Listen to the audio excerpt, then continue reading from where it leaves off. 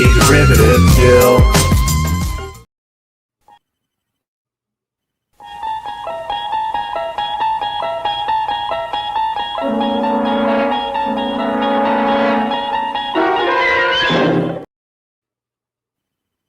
You're traveling through another dimension, a dimension not only of sight and sound, but of mind. A journey into a wondrous land whose boundaries are that of imagination. That's the signpost up ahead. Your next stop, the Twilight Zone.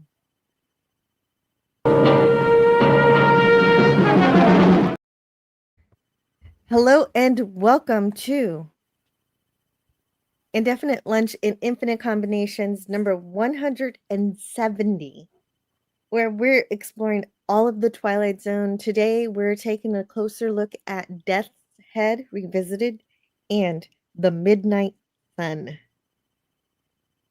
And two very uplifting Twilight Zone episodes, right, Jill? Uplifting.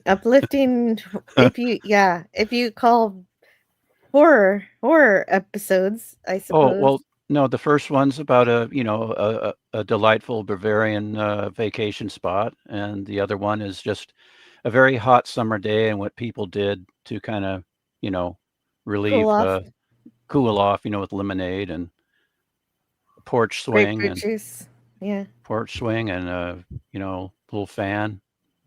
No.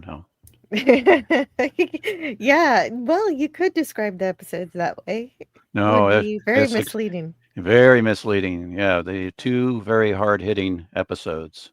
The first one is really difficult to watch. Yes. I didn't get a chance to get video, but if I did, I would have skipped that one anyway because that just it's hard. It's a hard episode to watch. It makes me cry, but it is an important episode, and we're going to talk about it. And I want to say hello to the chat here. Gavin Blackburn, Snortopupus Cuber. Hello. And hello to Kimberly Ann Knight. I keep wanting to say Hart, but now it's Knight. Another visit into the Twilight Zone. Yes. Two of the darkest corners of the Twilight Zone. Right. Literally. What? Yeah. One figuratively, one literally. Yes.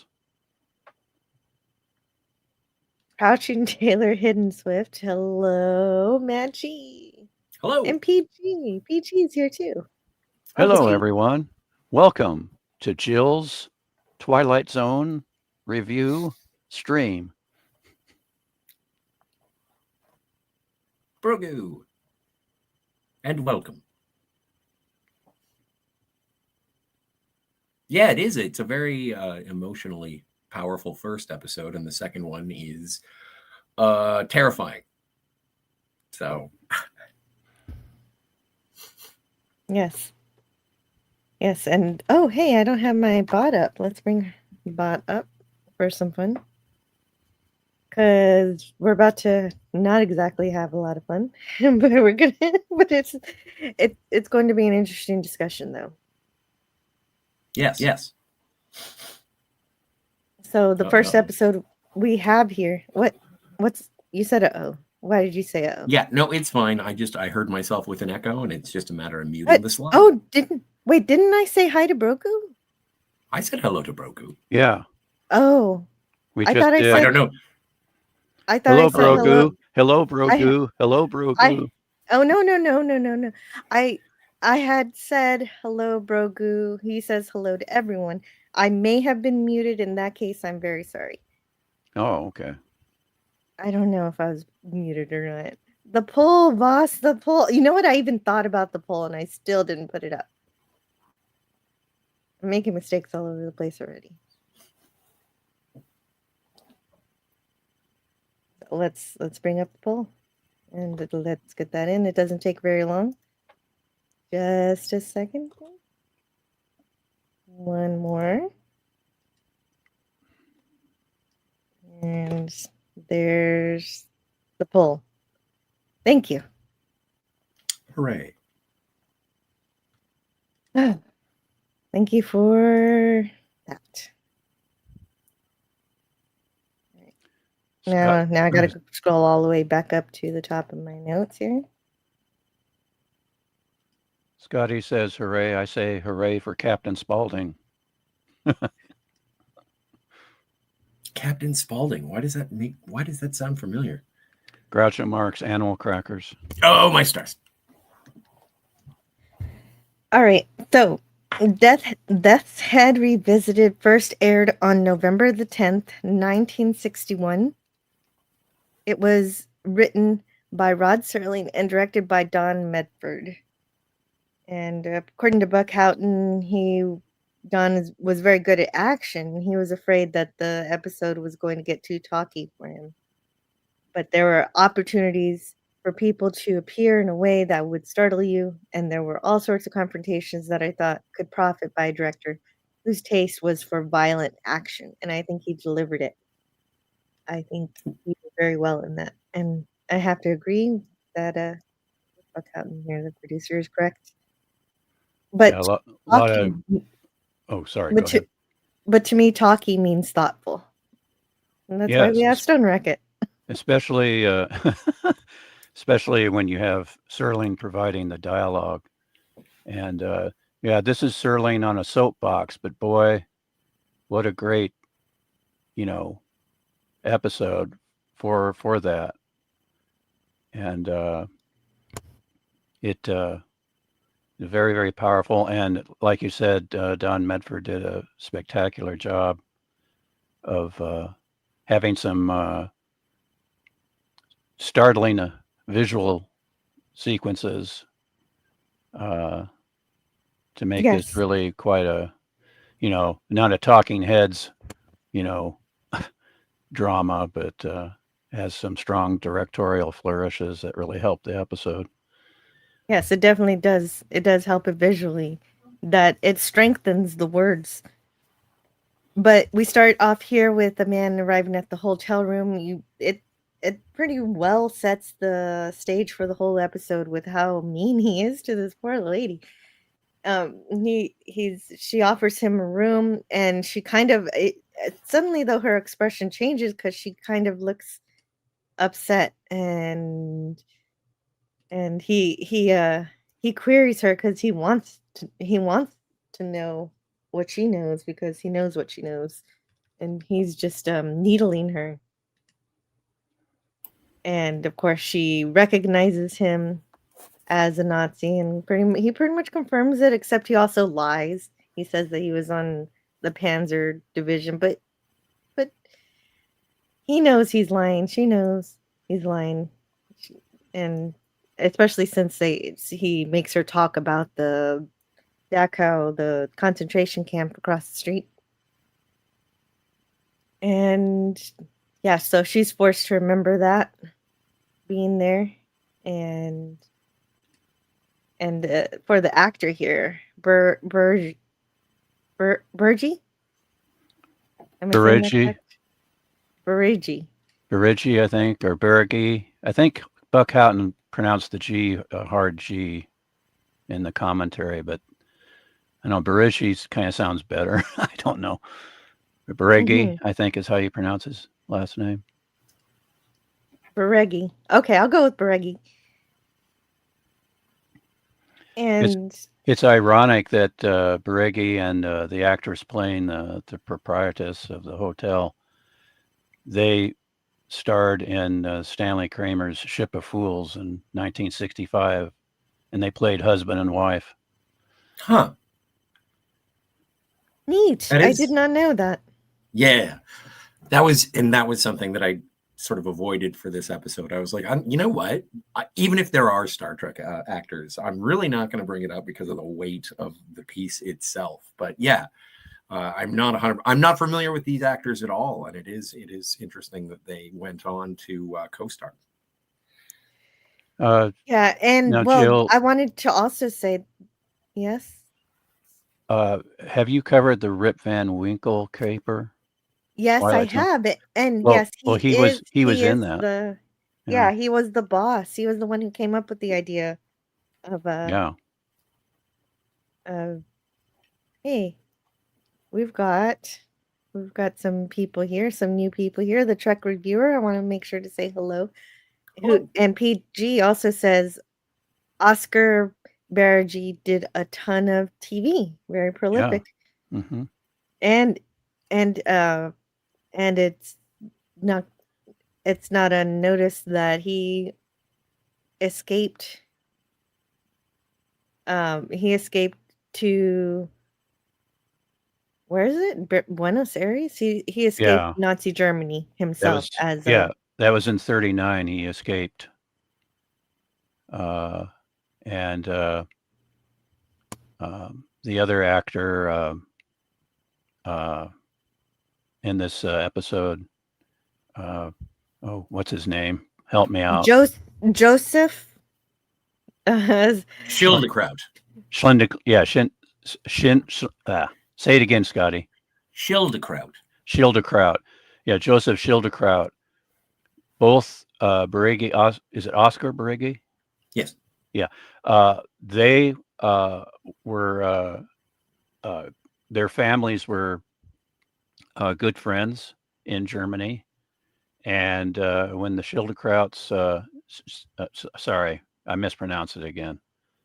I think we're all gonna, we're all Schildekrauts, when they moved to America, the Barragees moved into their house, and but it wasn't until 1953 that Oscar Barragee and Joseph met up again as fellow actors.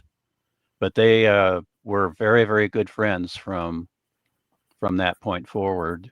And of course, their families before that were good friends. So it's, really ironic that they're pitted against one another in this episode as an SS officer and a Holocaust victim. Yeah, but it really works because they play off each other really well. Oh yes, and Serling had been wanting to get Joseph on two different productions, and one a Playhouse 90, and then one he wanted him in the Obsolete Man episode. But Joseph turned both roles down. But I'm so glad he got this one because he's perfect.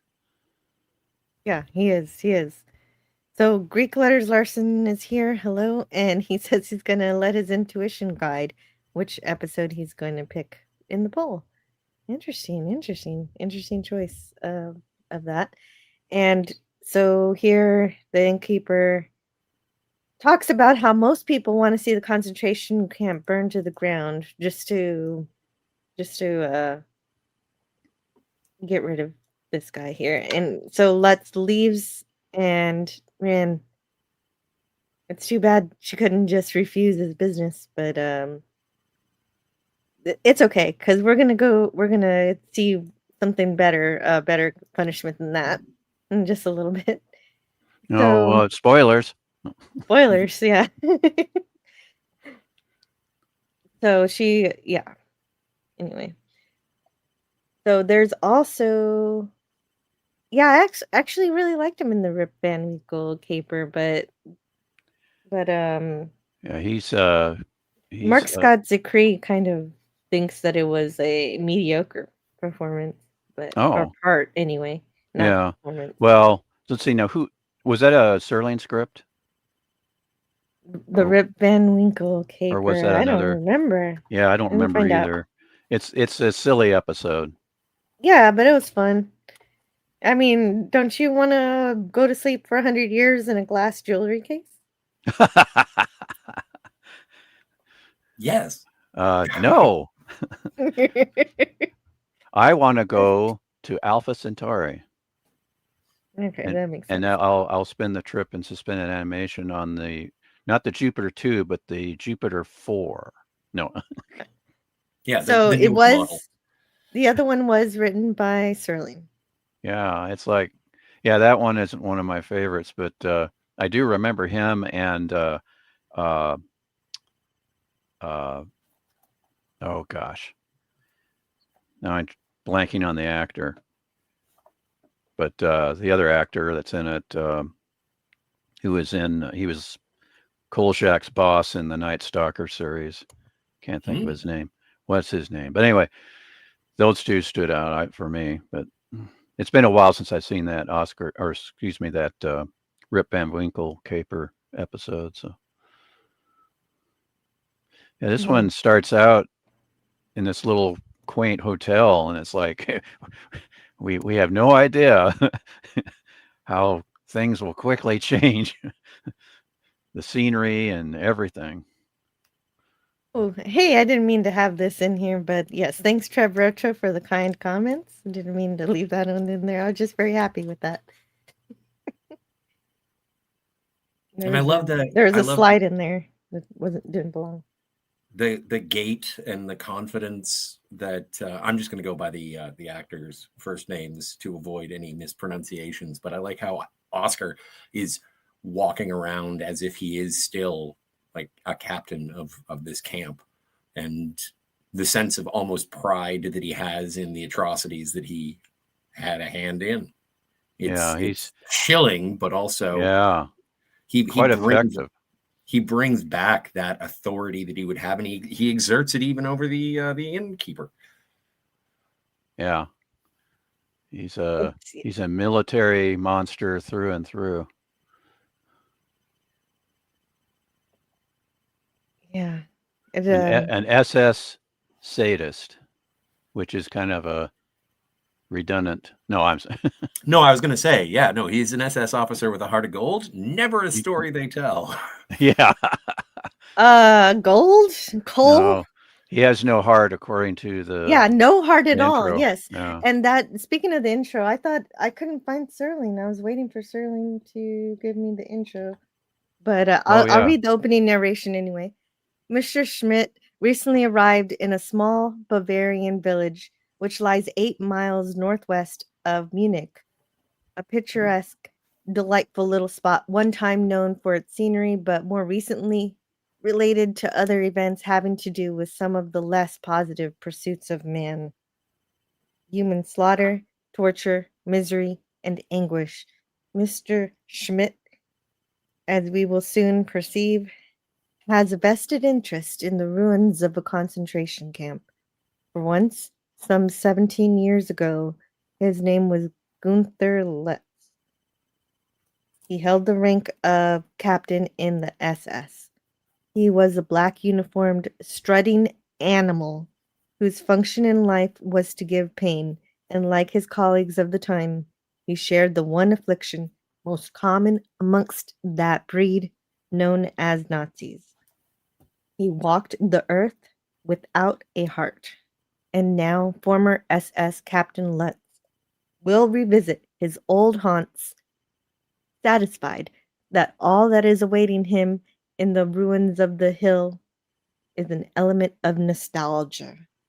What he does not know, of course, is that a place like Dachau cannot exist only in Bavaria.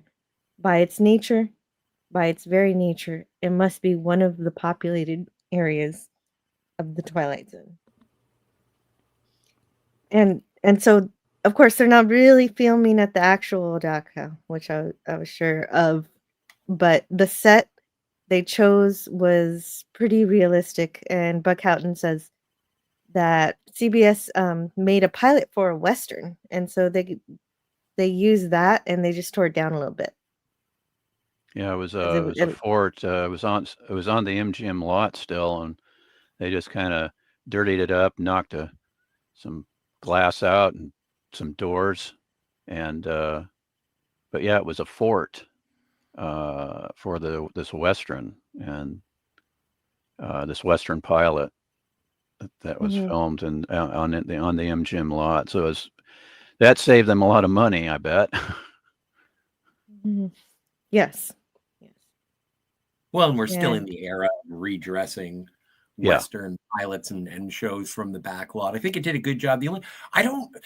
I've never been to the concentration camps, but from what I'd seen, I always was under the impression that they were single story, and the only things that were higher than one story were like the guard towers. So I was taken by, and again, you see people hanging like that, and they are obviously hinting at the awful nature of it. I wasn't going to start counting rivets to say, oh no, This is actually much nicer than Dachau. Yeah, we don't want. Yeah. Now there's no hints. Oh my! yeah. I mean, I guess what you're meaning is that it's even worse. I'm sure. Yes, Yeah. worse. The But first time I saw actual film footage in a Hollywood production of a actual concentration camp was the first ABC made for television novel adaptation of Leon Ursa's QB7. I think that was Buchenwald, but don't quote me. But that was a really intense sequence.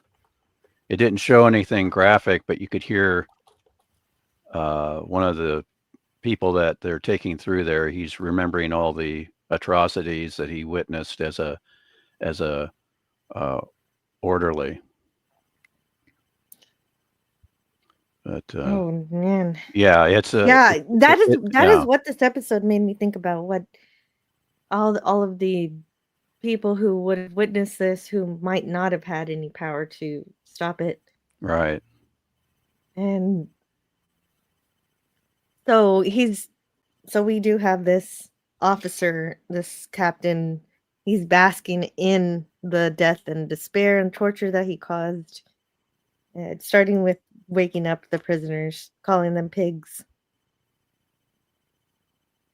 And yeah, he's way too happy with this. Yeah, he's quite an effective but disturbing performance. Yeah, he gives it. It's a very evil performance, and he's he definitely portrays the sadism just as a real sociopath. And just coming back here, just the act of coming back here for nostalgia purposes. It's interesting that Serling could not mention the gas chambers on Playhouse 90 because General Electric was one of the sponsors. But here in the Twilight Zone, in a fantasy science fiction series, he was able to do things basically point blank, you know. Do you think that would also have something to do with just in terms of the amount of time that had passed between the war and the productions? Because like Playhouse 90 would have been late 50s and this being early 60s. No, it's not. It's simply, the sponsor and the network caving into the sponsor's wishes.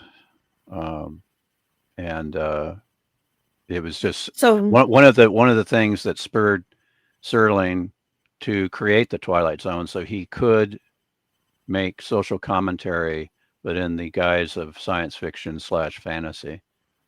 Yeah, and so in this case, you do have supernatural elements, and so that does that. That serves that purpose.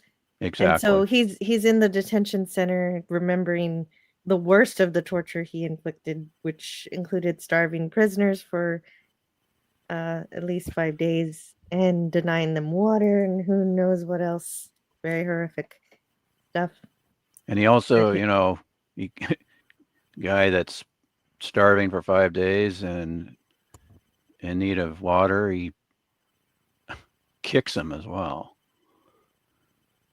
It's like pain on top of everything. Yes. Yeah. Well, and I think that's what's satisfying about the story as a whole. And I don't want to compare it to any other episodes, but what I do appreciate about this, not so much a morality play, but this depiction of victims and oppressors, is that we start off with the oppressor coming in and still maintaining that air of superiority and being slowly broken down over the course of the episode, which does add some catharsis, even though it is a very bleak conclusion. I'm not gonna jump ahead, but I do like how there is a progression to this, as opposed to it just being, he was bad, we watch him continue to be bad, and at the end of the episode he's bad, and it's like, all right, fine. Well, he is the monster, and he is a monster. We do deal with a lot of monsters in the Twilight Zone. This might be the worst. That's true. I did want to just to shake it up a little bit. It seems hi Herc 130 is here, and he says in the Herc. chat that Simon Oakland was Yes. Kolchak's boss. Thank you. Simon Oakland was in the Rip Van Winkle caper as well as Oscar Barreggi. Oh, and I didn't notice this from Gavin. The glass crypts are almost windows joined together. Another window-related Twilight Zone death. Oh. There you Okay, go. that's a bit of a stretch, Gavin, but you know what? Add it. That's add right. It, He's keeping track. add it to your list. Add it to your list. Will he include Luntz breaking the window? Yeah, I think so. I think so, but we'll get to that one. He will Yeah. definitely include that one. Yeah, I that was did think of Gavin. that was a during great. that. I'm sure Medford said, "Bust that window," to punctuate your scene. Yeah, and also he's partially based. Okay, so he was. I found something that says he's based on Amon Goth, who was also sadistic Nazi, but I don't know for sure about that one. Are you going to talk about the inspiration? Or that's not yet. Not okay. yet. Gotcha. We're gonna get there soon. No but problem. first, we gotta meet the prisoner. We gotta meet. Yes, Joseph. Becca. Joseph. Yeah, he's Becker, but the actor. Yeah, go ahead. Yeah. Let's had been daydreaming so much that he sees it come to life, but he doesn't see him as a old prisoner. He thinks he's a groundskeeper. Caretaker. Mm-hmm. That's what Becker. He says, "In a way, I am." I think is how he puts it. And Lutz remembers him, and Becker remembers him, so they remember each other. And there's a cut to commercial break, and finally, he's not smiling anymore. So, yeah. So, and of course, like you said earlier, the actors were friends in real life. We know he's a ghost, but Lutza, he doesn't accept that. Right. You know, he's like, it's like, well, Becker here is corporeal, and he just accepts him as someone who's really there. And it's like, but we know better, don't we, Jill and Scotty? Yeah, right. We know better, but he thinks that yes, he was a prisoner, but that he's alive. He thinks he's alive.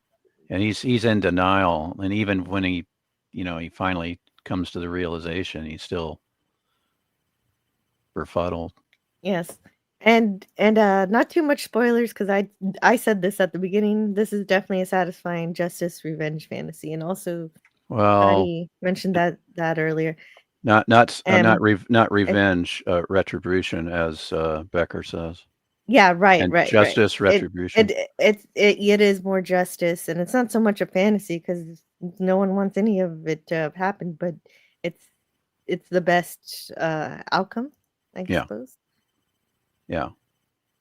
And so it's been 17 years since they'd seen each other. And he actually tries to hug him. He actually tries to hug Becker, but Becker backs off and doesn't return it naturally. Oh, yeah. And then, so it isn't such a spoiler that you said he's a ghost already, because then spooky ghost sounds happen. And so. Yeah, you hear the wailing in the background, and it's like, it's very effective. You know, it's like, he's like, was that the wind? You know, it's like, no, ghostly wailing. Right. And is this the scene where Lutza says that Becker hasn't changed? He's as he remembers him back 17 years prior.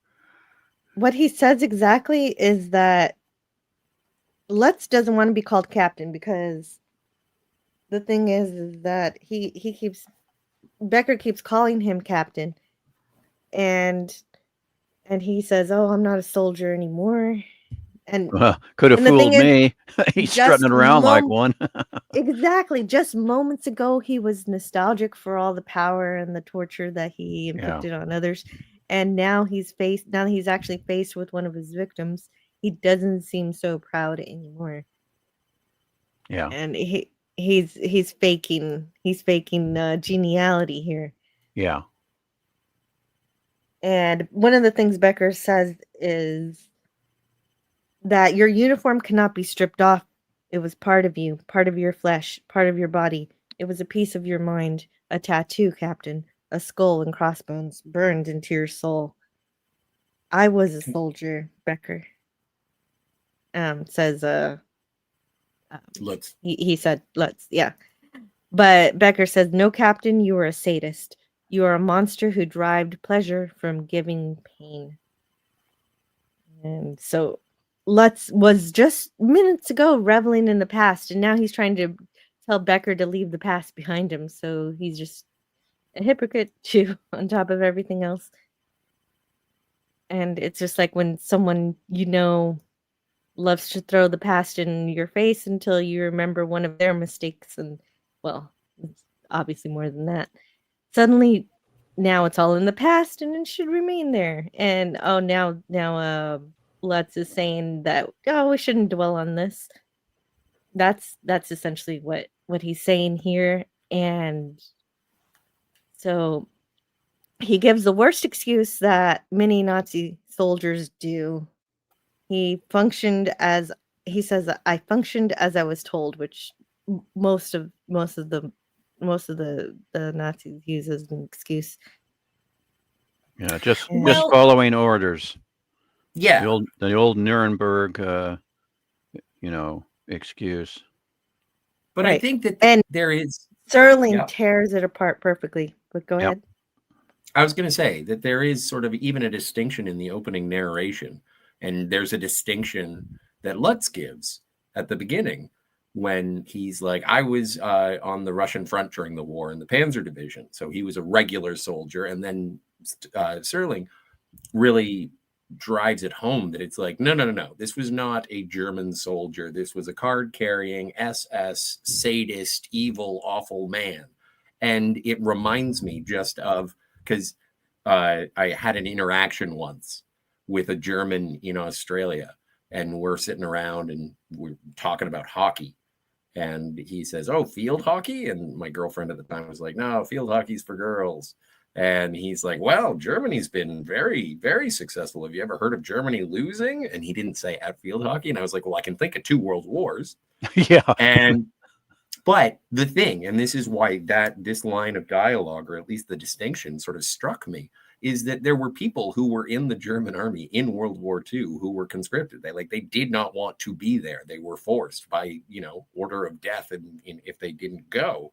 And so there is a difference between the people who were just following orders and the people who were driven to war by their government. And so there is sort of a delineation there, and it may be thin, but, sometimes you aren't human and you run towards malicious and malevolent evil. And sometimes you're a good person who is driven towards the awful things that you are forced to engage in.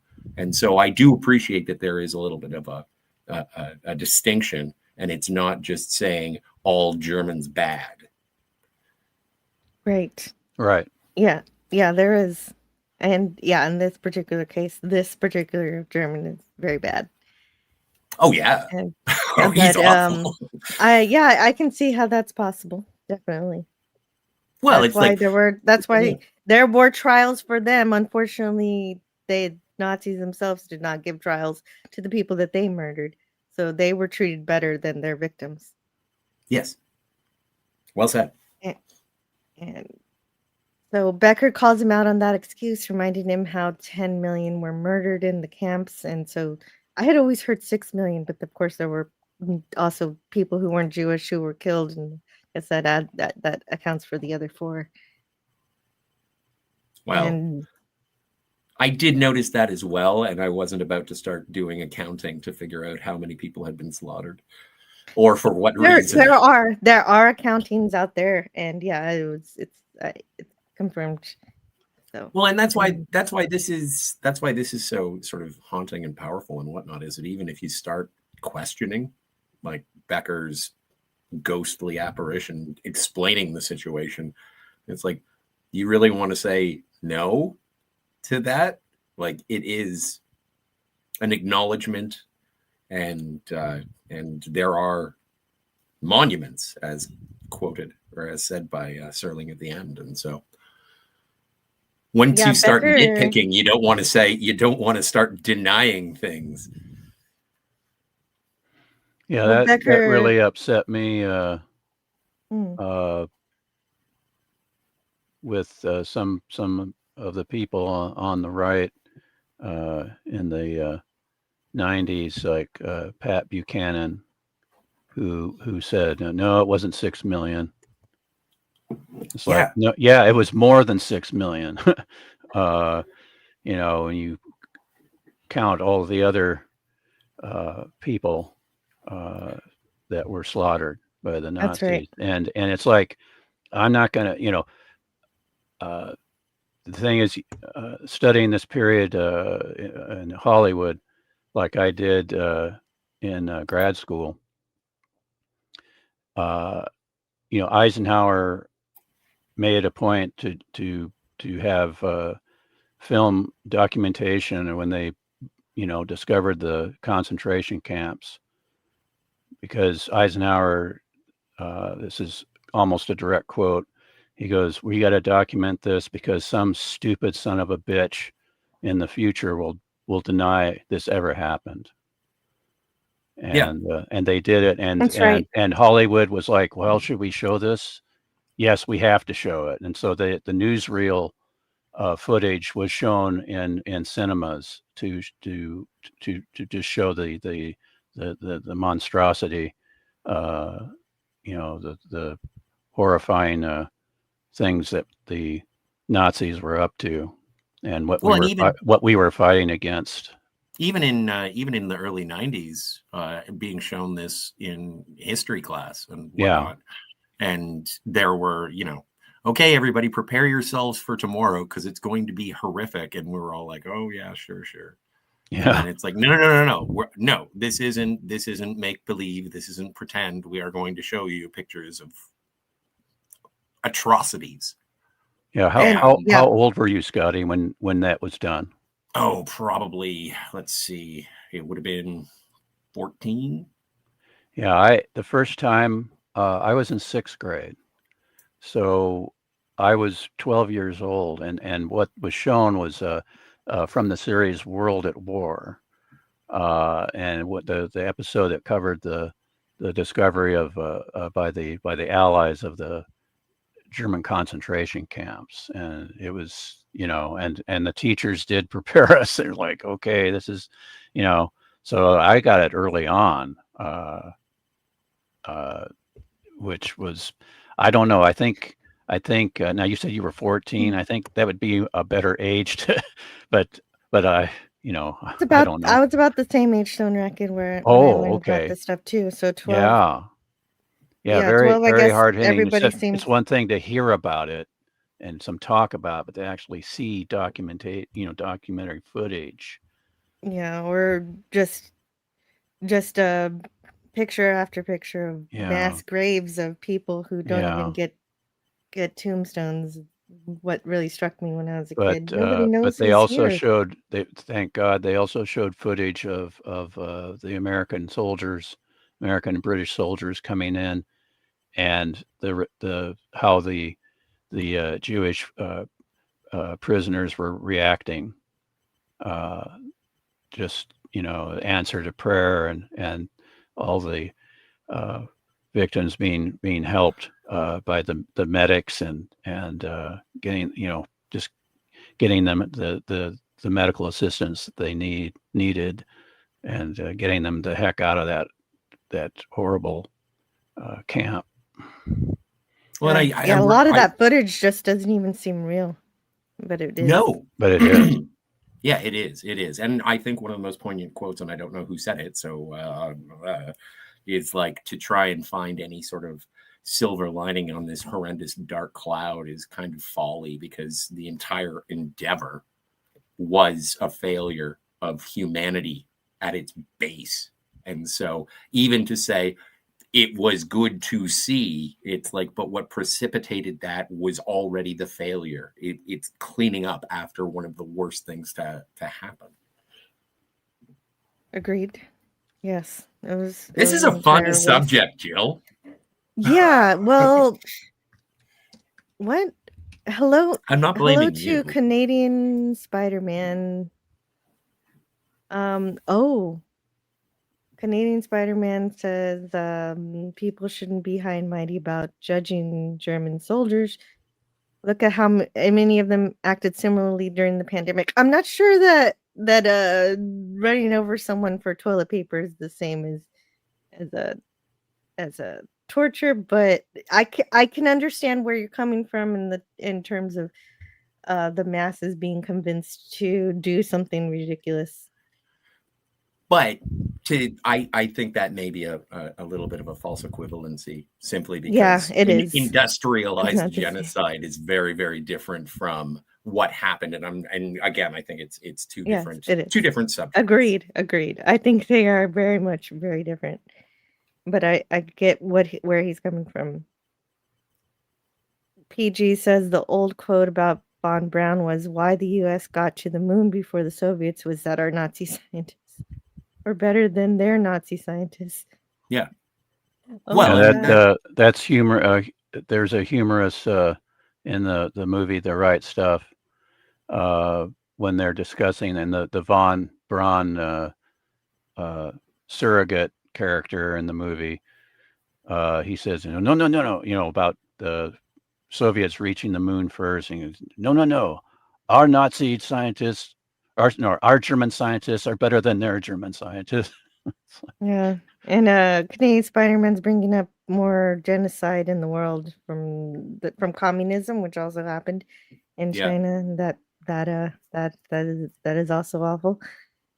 Dick Waldison says, Also Stalin. yeah, Stalin, yeah, we could make lists of let's the talk about genocides. all the greatest hits. I don't know. Yeah, they're covering it in the chat there. They are. Yeah, because Mao and Stalin and Pol Pot, millions and millions. You put all that together, and it's like the 20th century. Hey, So many Huh? atrocities. There's no what? What? Yeah, I don't know that. There's a lot in the chat that I can't even begin to unpack. So I might have to not. PG says locals could smell the burning remains. Yeah, and Grew because in of denial and turned a blind eye. sorry there, because of that denial, I mean the townsfolk, Patton, when he freed one of the concentration camps, of course it made him physically ill, but he made the townsfolk go through and clean up and bury the bodies. It's like, there's no way that they could turn a blind eye, say, "Oh, we didn't know it was happening." He made them, and other under Eisenhower's orders, others were did the same thing in different concentration camps. So they have the townsfolk, the surrounding towns people, basically clean up. Yeah. There's definitely an element of cowardice and fear there. So Yeah. it's a thing where they actually had to face it eventually. Yeah. So Canadian Spider-Man says, I went to Auschwitz. Auschwitz. I can't say it. Auschwitz. In 2007. It's gonna change you. I've heard that word so many times I should be able to say it. Auschwitz. Yeah, Auschwitz. Yeah, Auschwitz. Buchenwald. Oh, Breslin. Phantom Outsider mentioned something that I was thinking. The worst part was hearing of some of the freed prisoners dying when they were fed because their bodies couldn't handle food, and that's a real thing because if you've been starving, you're supposed to start back up on a liquid diet. Yeah, it's like slowly soup. Work your that kind of thing. Liquid. Yeah, exactly. That's terrible. What caused the Germans to act that way? They were enacting the Nuremberg laws Like everything we did was within the law. And you know what? I'm glad you got back to that because that gets us back to the episode. Because Becker calls him out on this, and he says that that was exactly the Nazi themed music at Nuremberg, the lyrics to it, and then he says, "You burned them in the furnaces, you shoveled them into the earth, you tore up their bodies in rage, and now you come back to your scenes of horror, and you wonder that the misery you planted has lived after you." And I think those are very poignant words. Yeah. And at this, Lutz figures that he's had enough and runs to the only exit, finding himself locked in, unable to pull the lock out, so he cannot leave. So, oh yeah, they're all the different people who lost their lives, and they were categorized. I didn't realize I had that in there, but I don't want to dwell on that. Yeah, Well, the gate being locked. Of course, he didn't witness it, but we did, and it's like, okay, there's definitely supernatural power here. Yes, supernatural power continues Yeah. as basically Becker wonders why Lutz has returned. Becker basically says he's missed home. The good old days, hoping people would forgive and forget the little mistakes. He calls it, he Yeah, acts like all he did was spill a glass of milk. yeah, little mistake. It's like, well, and he says, "One misses the fatherland, the good old days," and in reference to Dachau, that is heinous. Yeah, that's how non-seriously he takes his crimes against humanity. Like many serial killers, he has no regret and yeah, lacks absolutely remorse. But yeah. isn't it also something, again, as he's been characterized by the narration of his of the story, is that he would sort of, part of the reason why he comes back from South America is probably because he doesn't have the same air of authority that he did those years ago. And so to come back is, and that's how he responds, as if he's like coming back to his old stomping grounds and saying, "I remember that place, and I remember that place." And so yeah, that's a good point, Scotty. Yeah, he didn't have the authority in South America, and then he comes back to regain that in this twisted way. Yeah, very, very much. It is a horrific. It is played for horror, I think. Yeah.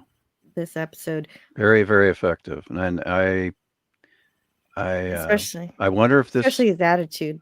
I wonder if this, Jill, I didn't look into this. Did this win an Emmy? It should have. I didn't notice that, but Yeah. you're right. It should have. Yeah, at least nominated, but I didn't in either book. I didn't mention I mean, that. usually things that make me cry win an Emmy. So, Yeah, yeah. In this case, This I whole didn't thing see about any sort of thing. This whole thing, just talking about this SS sadist coming back to relive his quote glory days unquote. It reminds me of this film I saw in documentary film class called The California Reich, about the neo-Nazis in Orange County, California, I think it was. But one of the guys one of the neo-Nazis there, he kind of offhand talks about the Holocaust and the concentration camps. And he goes, "Yeah, I would have liked to have gone back then and just to roll around the dirt." That's exactly what this guy said from the American Nazi Party. And it's just, it's like, and there's a neo-Nazi happy homemaker wife making a swastika cake for Hitler's birthday, and all these neo-Nazis pledging allegiance not only to the flag but to Adolf Hitler. And there's this big portrait of it. And it's just a really, really disturbing documentary. Yeah, and that's why this episode is so realistic. Yes. Because people were really like that. Yep. And they still are. They weren't all regretful people who were forced to do anything. They were mostly very proud of the atrocities they helped inflict. And Yeah. Jedi Master is here in the chat. Hello. He says, my Hello. family escaped in the 1860s. Oh, And wow. yeah, Thank God for that, Jedi Master. yeah. That But is good that again, they escaped. And I'm sorry that they had to. I don't want to get into a sort of this atrocity escaping this atrocity versus escaping that atrocity. They're all, like, again, low points for humanity, all, whether Yeah. you're referring to the mid 20th century or the mid 19th century. Like, Yeah. there is no excuse for the inhumanity towards man that has been exacted through our entire existence. And so, Yeah. and yet it's all just a little bit of history repeating. Like, that there's things going on all over history the repeating. world. Like, And people are talking about that in the chat, and I know that it's impossible not to talk politics during this particular episode. But please remember to be kind and understanding to each other as Yeah. yes, you're please, discussing please. it. And all of you are so far. It's just I'm just asking it before Yeah. anything. Yeah. might- Well, and I think everybody knows we've had conversations about this on several episodes on your channel, not just for the Twilight Zone, but across the board. When it comes to discussing this, I think we've been pretty free with it, but there is also an algorithmic consequence to going too far into the nitty gritty of any of these occurrences throughout history. And so, while I do appreciate the passion, the historical knowledge, I do want to treat it with a little respect, and I do want to highlight the production of this episode and the haunting nature of it.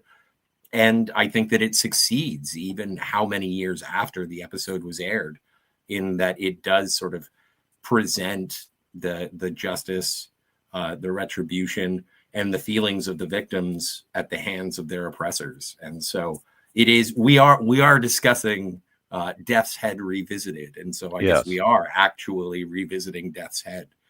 So I don't know. I don't want to. Exactly. Anybody, And in reference to the haunting nature of these particular scenes with the ghosts of the prisoners, there's lots of interesting directorial camera angles, especially this one here, just the sideways. Well, just And him running. before we even teleport, because just him running to this building or trying to run away, he is teleported into the building, Right. thus giving you that more supernatural sense. Yeah, the door slams shut, and then he falls, and then it's a point of view camera angle where he pivots around, and he sees all the prisoners here. So incredible. Yeah, Don Medford did an incredible job. It's the transitions that are fantastic. Yeah. Like, Oh, he's yeah. lunging at Becker, and it looks like he's going to strangle him, and then he goes and he jumps into a post, or if he's running at something. Yeah, we haven't got to that one yet. It does the reverse, but they're incidental, and they are really about the actual motion picture. I appreciate your slides every time, but to see those transitions, sometimes it can come off as hokey, but I think the technical aptitude really speaks to what you were saying, Racket, in terms of his action. His action direction does feed into those transitions where it could be it's not, this isn't cheery, but it could be a heck of a lot more mopey if it wasn't for that sort of kinetic cinematographic energy.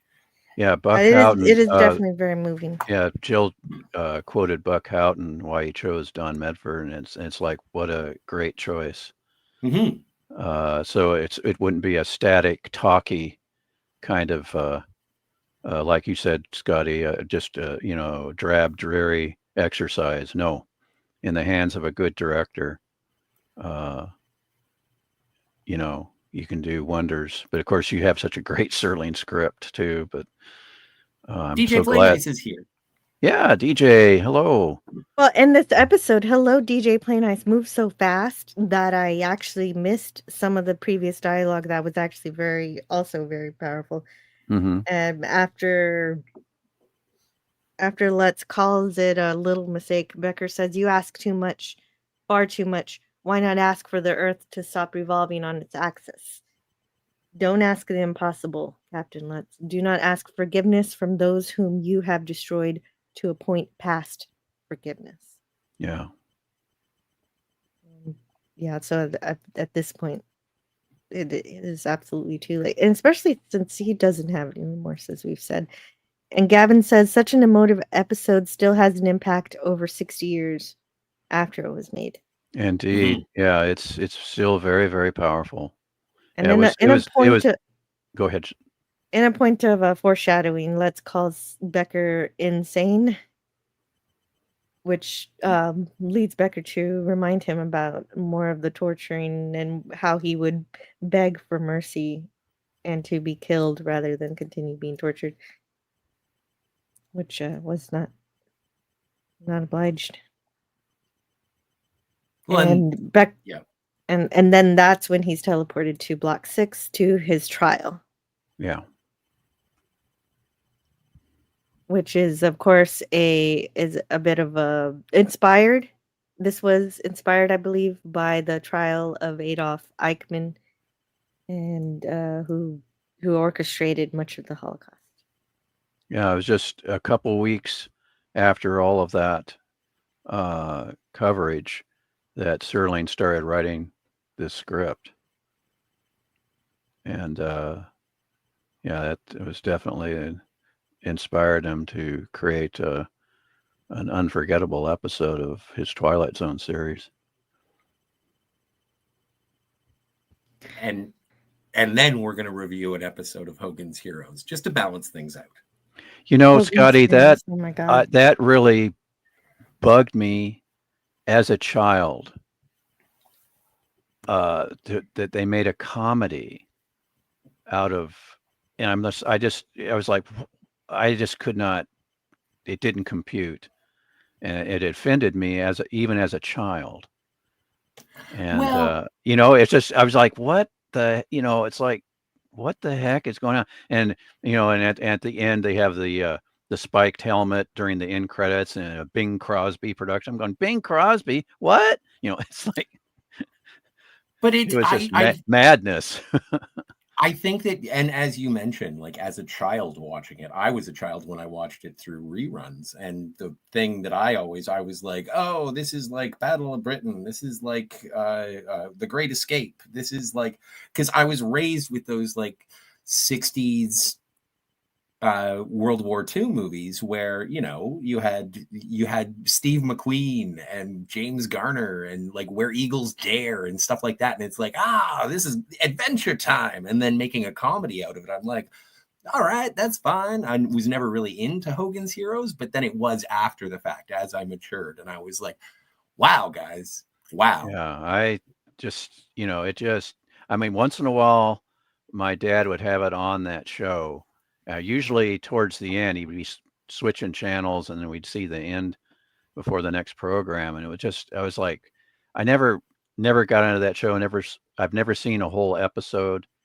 It's just, it offends me to this day. Yeah. You know, it's like, Prisoner of War Camp with a laugh track doesn't it just doesn't compute. I mean, Stalag 17 from 53, and then 10 years later in 63, we have The Great Escape. You know, and then you have Where Eagles Dare, which is Alistair MacLean fictional adventure set in that World War II, which is that's a great film, and doggone it, I want it on Blu-ray. It's like, but yeah, those are okay. That's an understandable feeling towards that show. I'd never seen it, but PG has. My World War II grandpa loved Hogan's Heroes. Many other vets did. It ridiculed the Nazis as buffoons. And Yes. Phantom Outsider says the guy that played LeBeau was himself a Holocaust survivor and was the sole survivor of his immediate family. And maybe it is having not grown up during World War II and just sort of like maybe it is sort of future revisionism, and we've seen that in other forms of entertainment as well, where it's like they change things to better accommodate what the modern perspective is. And maybe it was, I've heard many times from comedians and humorists that one of the best ways that you can take away the power from the people who exacted these atrocities is to humiliate them publicly. And that's what you do to evil, if that is how far you want to take that argument. And I'm not making a stance on this, because again, it's, what time is it? It's 1:04 in the PM Eastern Standard Time, and we're on YouTube. Rumble, you guys can listen to all this you want. We are on YouTube, but I would think, we could be able to discuss something that shouldn't happen again, to be able to talk about it in that way. Well, in the context of the story, absolutely. But again, as you mentioned, and I'm sort of waffling because I don't want to piss off people in the chat either. Like, I know that there are people who are closely tied to World War II, closely tied to the Holocaust. Yeah. And I am not. I am not. And comedy is a way that some people deal with the difficulties of being human, even at its worst. As Greek letter says, doing comedy about a horrible thing means, well, you've outgrown suffering. It's healthy ridiculing horrific behavior. So again, and Mel Brooks said something similar to what Scotty did. Oh, yeah. It's springtime for Hitler and Germany. Bum, bum. 1 and 1 is 2. 2 and 2 is 4. Feel so bad because I'm losing the war. Oh man, yeah, even Top Secret. Yeah, for sure. Top Secret takes place in World War II. I actually prefer Charlie Chaplin's The Great Dictator and how he dealt with it, as far as in a comedic film. But let's move on, Jill. Okay. So in order to move on, this is basically his trial. This is Lutz's trial, and this is his last chance to maybe try to redeem himself by showing some kind of remorse. But instead, all he does is have an insane tantrum, and so he basically just a panic attack, as charges against him are read out loud. And indictment 1, that he condemned to death without trial 1,700 human beings. Indictment 2, that he maimed and tortured without provocation thousands and thousands of human beings. Indictment 3, that he did deliberately condone the use of criminal medical experiments on women and children. Indictment 4, that he did personally murder at least, and it kind of trails off. We don't really hear exactly how many. Indictment 5, that he did sign and put into effect specific orders calling for the gassing and cremating of 1 million human beings, and even some of that was cut off in the actual dialogue that you hear, but in the script I found it had the whole thing. And so, and it's, I appreciate those are real crimes that happened. I appreciate his freak out and tantrum, but the way that he's entered this episode and been so shoulders back, chin up, proud, and then having the tables turned on him, it's like, no, now you're incarcerated with no hope of escape. And his absolute breakdown, once his authority is removed from him, he has no idea what to do. And then the quiet judgment of his victims is really, I don't think it's just a freak out. I think it's actually appropriate to the character to be put in his place, for lack of a better term. Yeah, it's the beginning of the punishment, is to feel helpless as they did. Mm-hmm. And Becker says, "You didn't bury them deep enough, Captain. You didn't cover them up with enough earth. Or perhaps the bullets were too small a caliber, or the flames not sufficiently hot, or perhaps there wasn't enough gas." And let's I just love sit. that. Yeah. I mean that it's like maybe they weren't buried deep enough. The flames weren't hot enough, and it's like I think that that. sits well with the other line that says, "You planted the seeds. Why are you, surprised that they've come back up?" I'm not quoting that perfectly, but Mhm. they go, those two quotes go together. And Lutz is just sitting there in the aftermath of, he doesn't even try to go through the window. Like, I thought he was going to try to escape again, but he's just looking out there.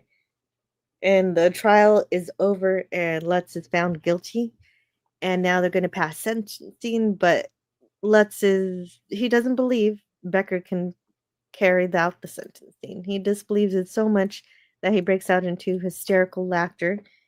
And yes, for Gavin, he smashes the window and yells at everybody. He's hysterical. This entire episode also, with Lutz slowly descending into hysteria and madness, Becker stays calm the whole time. Even when you can see the quiet fury behind him, Becker keeps himself together. And Lutz thinks that it's all in Becker's imagination and that he can't do anything, but this is basically his last evil laugh here. And he wonders, and now he's wondering, why didn't I murder you when I had the chance? And that's when he comes to the realization that he did kill Becker when the Americans were on their way to finally stop the genocide. He started lighting everything on fire. So basically, Becker is his final victim, and lunges for Becker anyway, even knowing that he's already dead. And instead, as Scotty mentioned, he teleports to a large pole, so the gallows, One of the gallows. Yeah, exactly.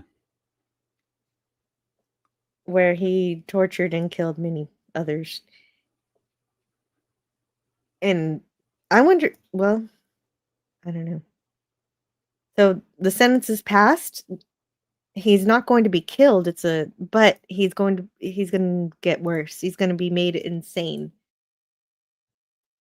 And part of what's going to make him insane is inflicting all of the pain that he inflicted on everybody that he killed, starting with machine gun fire that were used on people running for the exit, just as he's currently trying to do. And he's also made to feel the hanging. And then there was also the unmentionable torture that happened in the detention center, that he's also made to feel that too. Just everything, all those 1,700 people or more, and more, because of And course more, he signed yeah. orders. He signed Yeah. orders for more to be killed, so he's responsible for way Yeah, more. waves after wave of agony. Mm. Yeah. So, and Becker says, in a counter to what Lutz said earlier, that this is just revenge. It's not. Becker says, if you can still reason, if there's still any portion in your mind that can still function, take this thought with you. This is not hatred. This is retribution. This is not revenge. This is justice. But this is only the beginning, Captain. Only the beginning. Your final judgment will come from God. And that's of course where Lutz has his total breakdown, and he's his mind's probably gone at this point. And Yeah, it's there's no probably about it. It's definitely gone. yeah, right. And I'm trying to remember where one of the two books suggested it's going to be a temporary psychosis. I think no, it's going to be for the remainder of his life. He's going to be institutional. Oh yeah, it's not temporary at all. This is the life sentence. Yeah. Absolutely. I'm trying to remember which Because book had that in there. I'm going, or maybe something I saw in a review. It was like, what? No, I don't think it's going to be for a certain period of time. I think it's for good. Absolutely. No, I agree that it is the life sentence because Yeah. he says your final judgment will be with God, meaning that this is my judgment now and God will Right. judge you later. And so it's all Yep. And one string of hmm a yeah, it's very, continuum of the very, trial. very powerful, very effective. Hmm. And was wondering if you could read the closing narration for this Okay. one. You don't have it, do you? I'll get it in the I book. do. I have it. If I, you I'll just read it from the book. Okay, sounds fine. That's okay. Let me get it to the right And page so here.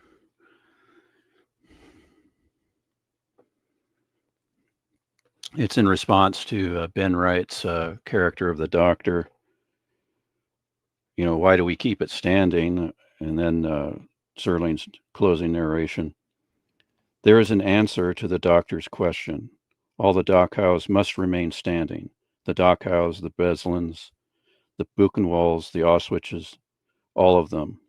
They must remain standing because they are a monument to a moment in time when some men decided to turn the earth into a graveyard. Into it, they shoveled all of their reason, their logic, their knowledge, but worst of all, their conscience. And the moment we forget this, the moment we cease to be haunted by its remembrance, then we become the grave diggers, something to dwell on and remember, not only in the Twilight Zone, but wherever men walk God's earth.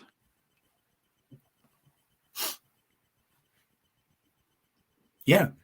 yeah, basically. And after those words, that's definitely where I lost it a bit. Yeah, he sometimes when he's on a soapbox, it gets a little bit ponderous, but not this at all. This is his best preaching, in my opinion. Hmm. And Well, it's always it's always a difficult subject, but it's of course, as he says, it's important to remember.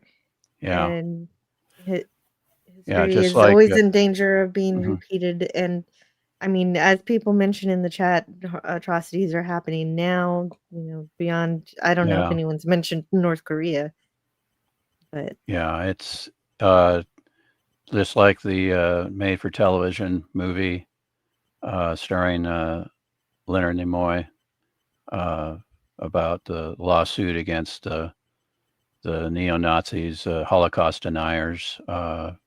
Never Forget is the title of the movie.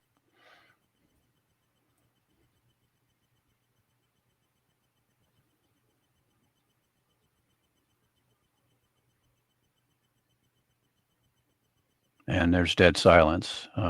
well, a moment of silence, I think, was a little bit. Oh, sorry. I thought maybe somebody was accidentally muted.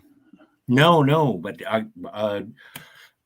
that final narration is reflected in the opening. I wish that they would take that down. And Serling Yeah, says, "You don't want to take it down no, because it is a." He says monument, and I suppose that is the proper use of the word, but a monument of what goes wrong when everything goes wrong. yeah, yeah.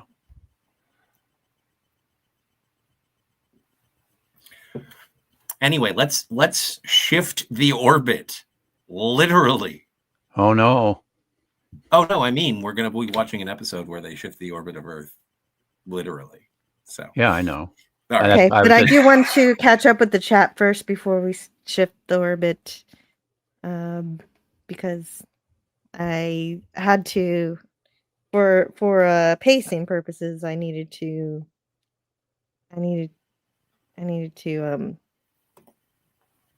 wait until the end to read the chat, and so I want to see what I missed out on.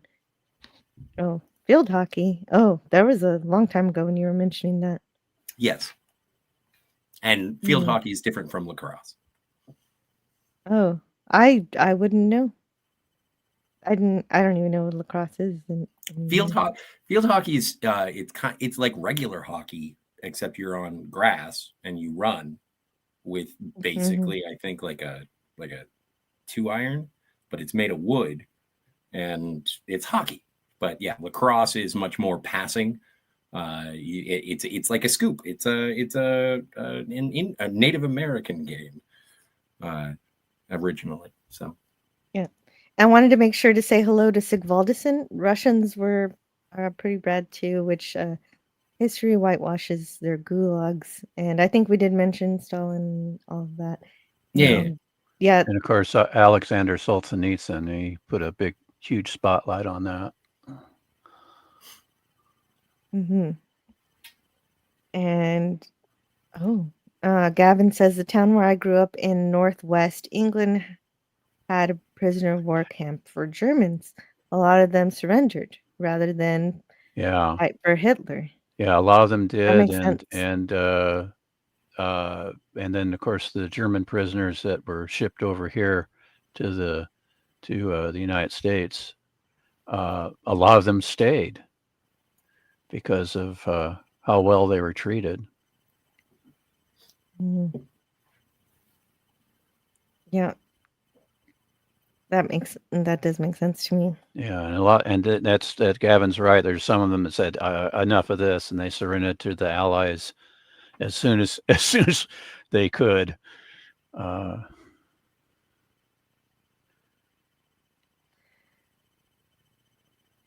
And yeah, there's a lot of important stuff in the chat too that we did read, and so I'm shifting through what I haven't gotten to at this moment.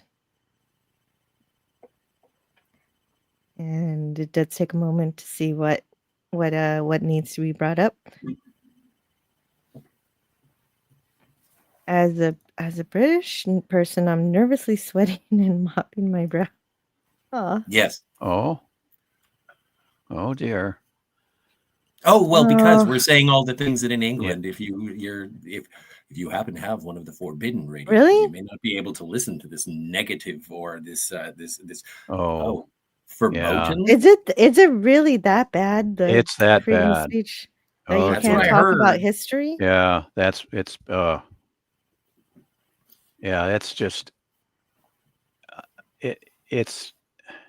it's the Twilight Zone, the darkest corner of the Twilight Zone. It's just how can this be? How the heck can this be? But it's one of the reasons why I have an admiration for the United States of America with its constitutionally protected freedom of speech. That's right. That's number one, First Amendment. I don't have that. England doesn't have that. I know, and it's like it should.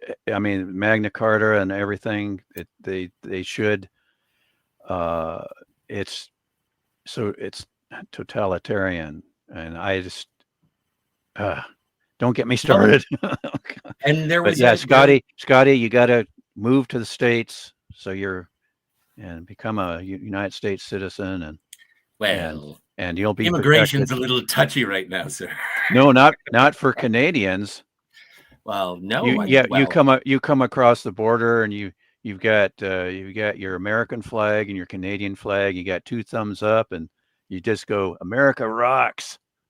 Wow. And they'll go, come on through, Scotty.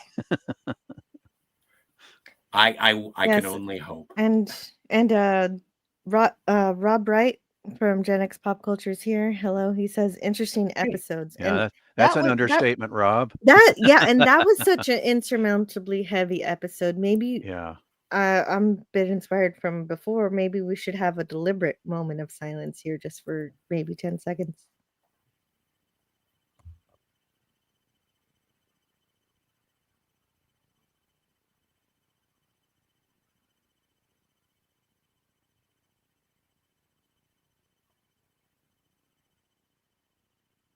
Okay.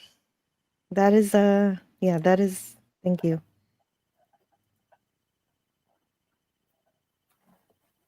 And Canadian Spider-Man says, that is what I'm trying to do. Move to the USA.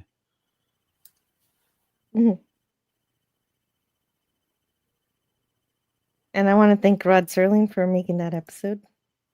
Yes. But we're gonna move on to another one he's made called The Midnight Sun. Yeah. This Yay! this one is more uplifting. Oh no, it's not. It's Oh, no. how to spend a hot summer day. No, it's yeah. This Yeah. is How to deal with rolling power yeah outages. yeah. But Jill, why don't you tell us again about your experience with this episode? Well, okay, but first I have to say that The Midnight Sun first aired on November 17th, 1961. It was written by Rod Serling and directed by Anton Leader or Tony Leader. And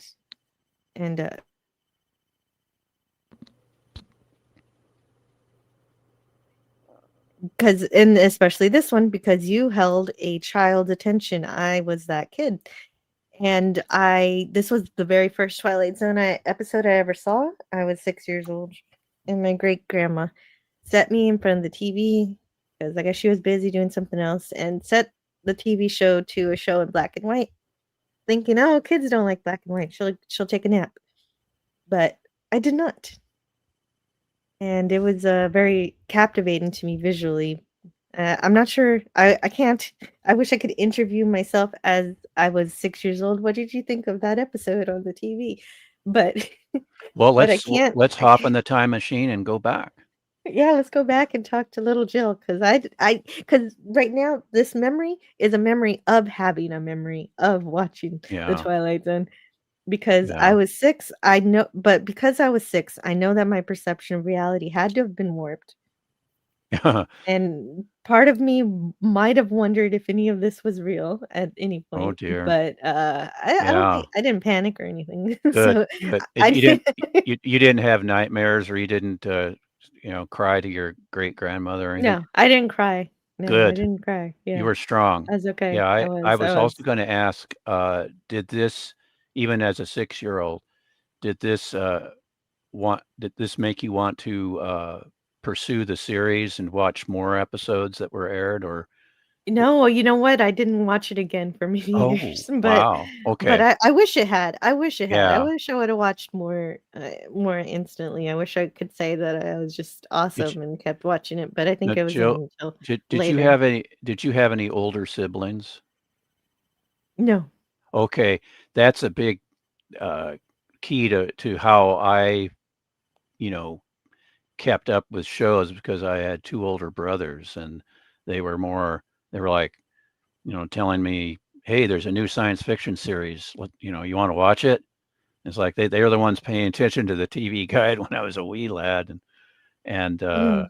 so we it seemed like my older brothers, along with myself, we all gravitated towards science fiction and fantasy TV shows, and so we always pursued those. Yes. But unfortunately, I was too young to watch Twilight Zone. Also, it was on late Friday nights, and it wasn't until probably a summer repeat in '64 where I first saw uh, an original episode. Oh. Yeah, and it's been disparaged in a previous chat, so I'll just keep silent. When we get there, I'll tell you all about it. It's been disparaged? Yeah, What's been I talked about what my first episode that I remember seeing as a child, and someone goes, "Oh, that wasn't a very good episode." It's Oh, like, that's not oh the no. point. That's not the point. But I did always I think I did always love the theme song, and I think it might have been since I Yeah, saw the it. Van Cleve, "Du-du-du-du-du." Yeah, Yeah. but Yeah, and so I anytime I did yeah, see it, I did stop to watch it, but I yeah, didn't look out for it. It yeah. just came to me. The Twilight Zone came to me. I was I didn't go to it. yeah, I was very lucky that our local PBS affiliate started showing it when I was in high school in the mid '70s, Mhm. and they kept showing it. They just kept repeating the 4 seasons where it was just a half hour. They never That's how I showed was with yeah, the they never showed new the 1 hour until later in the '90s. mm, I didn't see the 1 hour ones, but And then they had Twilight Zone on at 10:30 on Saturday nights, and then at 11 o'clock they had The Outer Limits. Yeah, So that's how I was with the new Outer Limits. yeah, When it I was was a at 90 teenager, minutes I of would classic, watch. classic black and white science fiction fantasy. Well, the new Outer Limits wasn't in black and white. It was in Right. color, but it was one of the television stations that I'd pick up on my rabbit ears in my Oh, bedroom cool. because we Yeah, didn't get cable in my room, just in the living room.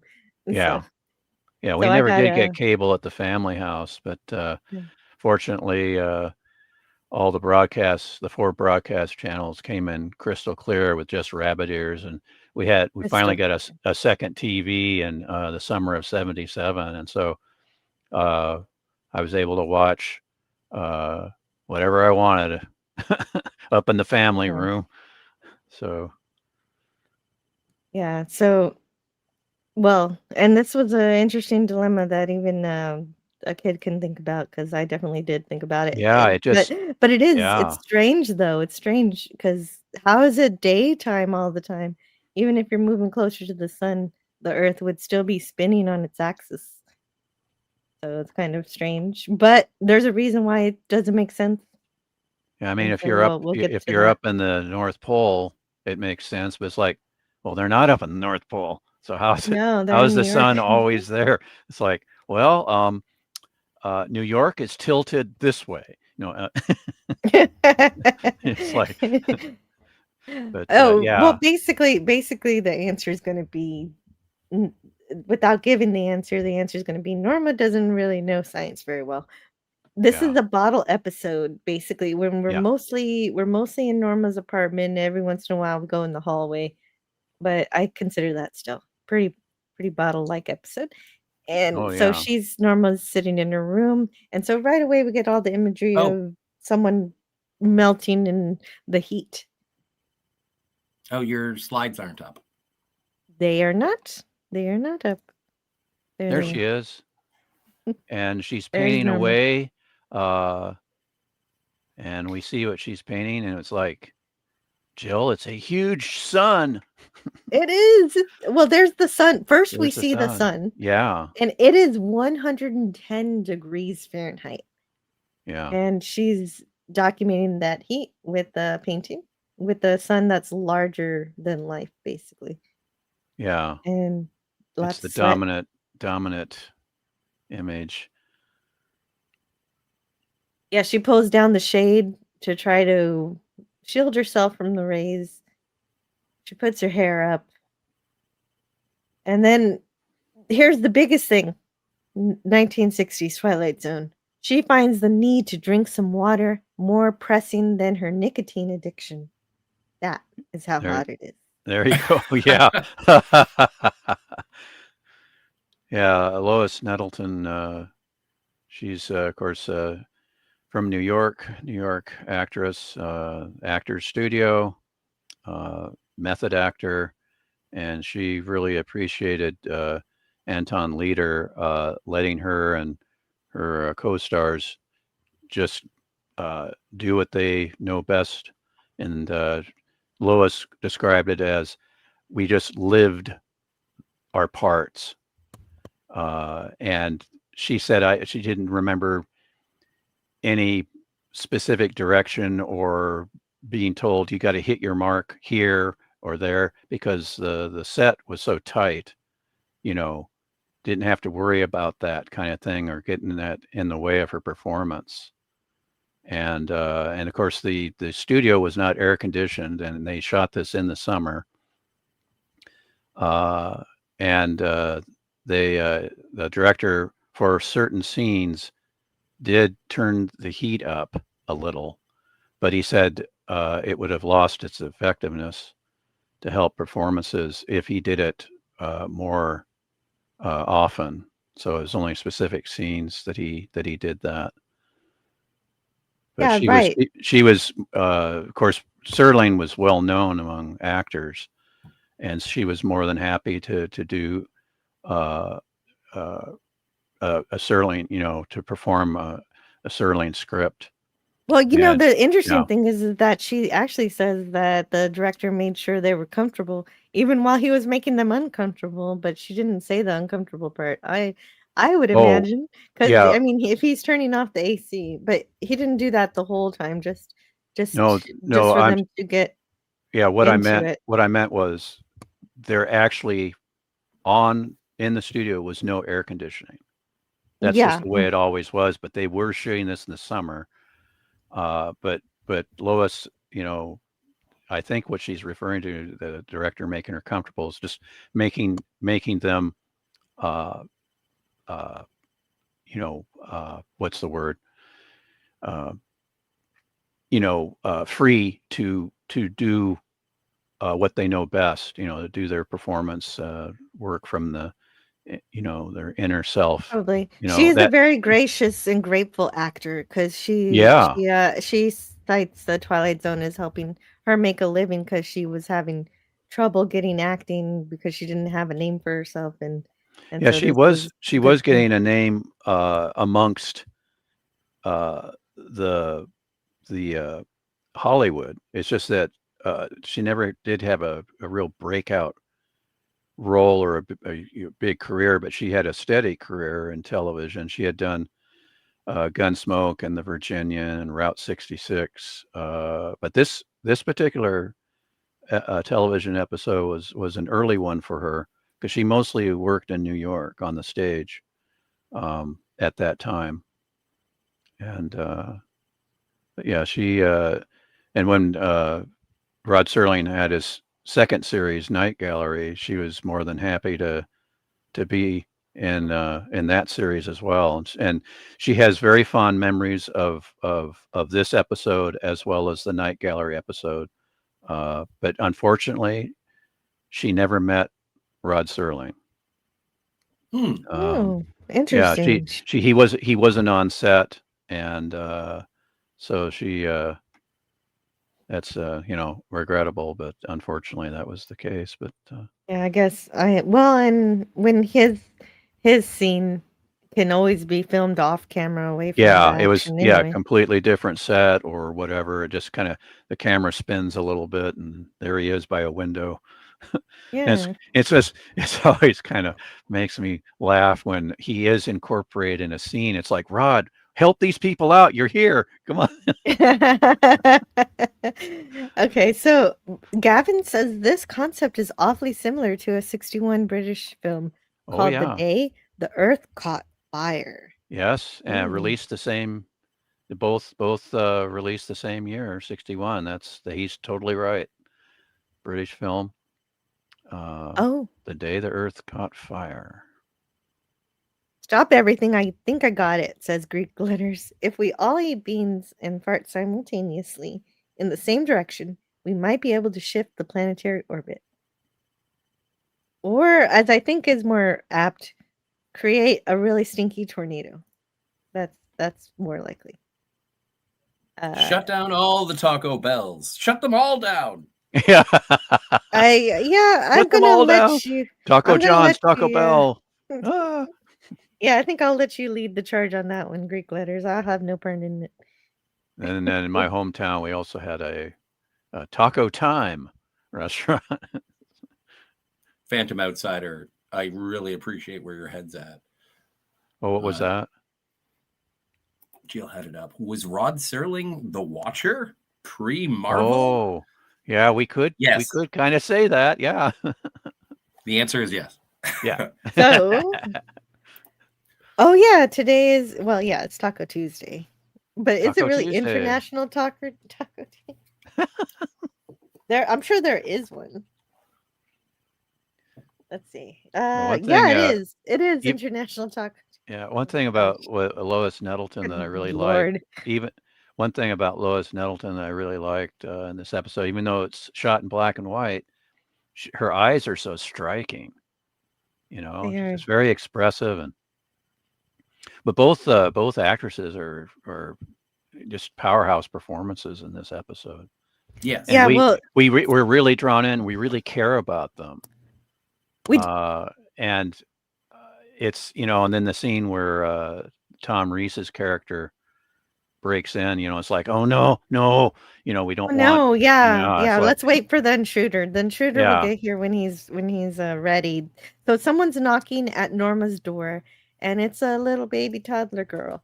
yeah, And 4-year-old. They whittle it down to 4 child actresses, and she had the most pleading expression on her face. They and said, that she does. let's go with her, and it's like perfect. It's Who absolutely wouldn't perfect. give her a cup of water? Yeah, And Mr. and Mrs. Schuster's little girl. So yeah, yes, that's right. That's how she was chosen. And Norma seems ready to share her water, but her dad stops her from taking it, yeah. I would have saying, said, I said, no, I'm going to give her some water. I would have started pouring it like, hey, here you go. It's like, Yeah. here. It's like, You know how you help a kid drink water? That's what yeah, I would do. yeah. I would appreciate if she just said, I'm going to give your daughter some water. Hmm. And that just shows you what kind of person you're dealing with in this episode. A very caring, empathetic She individual. is. Yeah. But so Mr. Bronson is telling her that they're leaving. They're leaving their apartment. They're the last family, the last You mean, whole family you to mean leave. Mr. Schmidt, Uh or not Schmidt? oh, right. Mr. Mrs. Schmidt. Bronson is the Mr. neighbor. Yeah. Mr. Schuster tells Schuster. Mr. Yeah. Bronson. Oh my God, I'm thinking of the wrong names. Yeah. Okay, so Mr. Schuster is played by Jason Ringreen, and so I did look up Star Trek actors in this one. So he didn't really do much of anything. No one would know this one. This one is stupid. I hate this episode. He didn't really do anything except stand very still. He was he played Dr. Link in The Empath, one of my least favorite episodes that I don't give an F. It gets very close. And I don't know why DeForest Kelly loves this episode so much. I think it's very bad. Well, because But I think doesn't I haven't watched it in years, but doesn't DeForest Kelly get a lot to do in that episode? does he? Uh, I I, s- suppose. I Yeah, yeah. I from an actor's point of view, that's how he looks at it. But I think I speaking of, think I think the only cute thing in that episode is that Spock has to take care of McCoy, and yeah. so the bedside manner, they have a little joke about that. But one thing, since we're on Star Trek for just a little bit, what Star Mhm. Trek episode did Anton Leader direct, Jill? For the world is hollow, and I have touched the sky. I Mm. love that episode. Oh. Speaking of McCoy favorites, or excuse me, Oh. DeForest Kelly He favorites. would love that one. Yeah, no, I don't At remember conventions, he would list that as a top episode among his I favorite. gotta brush up on remembering directors and their episodes, Mhm. Stoner. And Thanks for calling me just out on that one. and real quick, Anton Leader directed 2 early episodes of Lost in Space, The Reluctant Stowaway, the first episode with Jonathan Harris as Zachary Smith, and the third episode, Island in the Sky, where they crash land on Pre-Planus. So Anton Wow. directed those 2. Yeah, he directed a lot of science fiction then. Mm-hmm. Yeah. Well, and getting back to Jason Wingreen. Wait a second. And then Jill, he directed his previous Twilight Zone episode was Long Live Walter Jameson. Getting back to The Jason pleasure is in the learning of each other. Fuck it. No one wants to know about Jason Wingreen. I just wanted to play that clip really badly, and I was waiting for my moment to. And He was Boba Fett, everybody. He was Boba Fett in Empire Strikes Back, but no one cares. No one cares. The pleasure is in the learning of each other. Oh, she's so sweet when she says that. Always, that's Woodward is the last name, I think. Can't think. What's her first name? Can't think of her name. Natira. Yeah, Natira. But anyway, that's Patrick McNee's wife at the time. Nice, lucky Pat. Yeah, and I always think of her as Ingrid Dorn from the made-for-television supernatural thriller Fear No Evil, with starring Louis Jourdan and Linda Day before she became Linda Day George. Anyway, let's get back to the episode. The sun Phantom is really Outsider. hot. Uh-oh, Scotty's in color now. Yeah, that means he stepped away because we didn't Oh, want to he hear stepped about away. Boba Fett. But yeah, No, I don't know. the sun is really big. It's really hot, and in between times of acting, I think the only distraction that Lois Nettleton noted was being sprayed with water, Oh, maybe that's right. a mixture of glycerin and water, or whatever they use. Well, I usually. have information eventually about that in Oh, my okay. notes when I get to it. Okay. Oh, Sorry. James Sorry to Caserta. jump the No, it's gun. okay. No, that's okay. That's okay. You're saying it's naturally coming to you, so you should talk about it. James Caserta says the music by Goldsmith is great in this episode, going down by degrees. Get It? it? Yeah. Oh, yeah. I get what you mean. And Boy, so, of he's a course, funny guy. he is. He is very clever. Or should we say, Mr. or Yeah. you're awful funny, aren't you? But no, actually, that's kind of clever. I like that. Mr. Schuster or Mrs. Schuster says they're trying to get Toronto on 12 gallons of gasoline, and Mrs. Bronson warns the family against doing this. She tells them that the highways are already packed, their traffic jams are bumper to bumper, and that it does seem pretty impossible to get through all that traffic. I mean, nonetheless, if you're stranded for so long and you have to use your air conditioning, you're going to run out of gasoline Yeah. really quickly. Don't use the Yeah. air. Just open the windows and go really fast. Yeah, that's right. That's right. Well, they can't go really fast because of the traffic jams. So now that the family has left, Mrs. Bronson and Norma are the only ones left in the apartment, and the rest have run away in search of relief from the water shortage and the heat. They hope by going north, they will find cooler temperatures, and the city is cut off from water except for 1 hour a day. And Norma even foreshadows that the inn, saying, "Oh, I wonder if I might be sleeping," and she Yeah. may wake up to find everything normal again. Right. That's I had forgotten about that. I was rewatching and I went, wait a minute. Serling's doing some foreshadowing here. It's so yeah. I hate to break the bubble, but Jerry Goldsmith did not do the music for this episode. It was Van Cleve. Van Cleve did the music for the Yeah. episode. Okay. Thank you. I didn't know. Yeah, that But, makes sense. I remember yeah. seeing that now. I But had to double check that. I'm going, wait a minute. No, it didn't sound like Goldsmith to me. Better it double was check still a that. good joke, though. Let's just No, it is. reread that. Let's just reread that joke. Yeah. And with the correct name. The music by Van Cleve is great in this episode, going down by degrees. Yep. Okay. So we see lack of signs of life as we cut to the street, because she looks at the street, she dreams about hearing traffic and seeing signs of life, and just upset at losing the normalcy on top of the sweltering heat. And Mrs. Bronson starts describing how the sun is moving closer to the earth, or Sterling was saying the earth was moving closer to the sun. So yeah, the earth is closer to the sun. But she loses the ability to speak.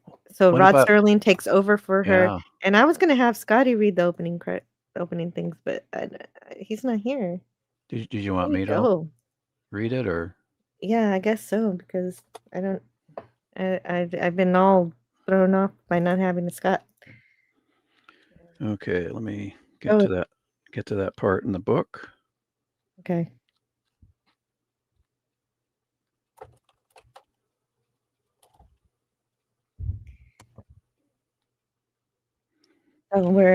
Okay, yeah.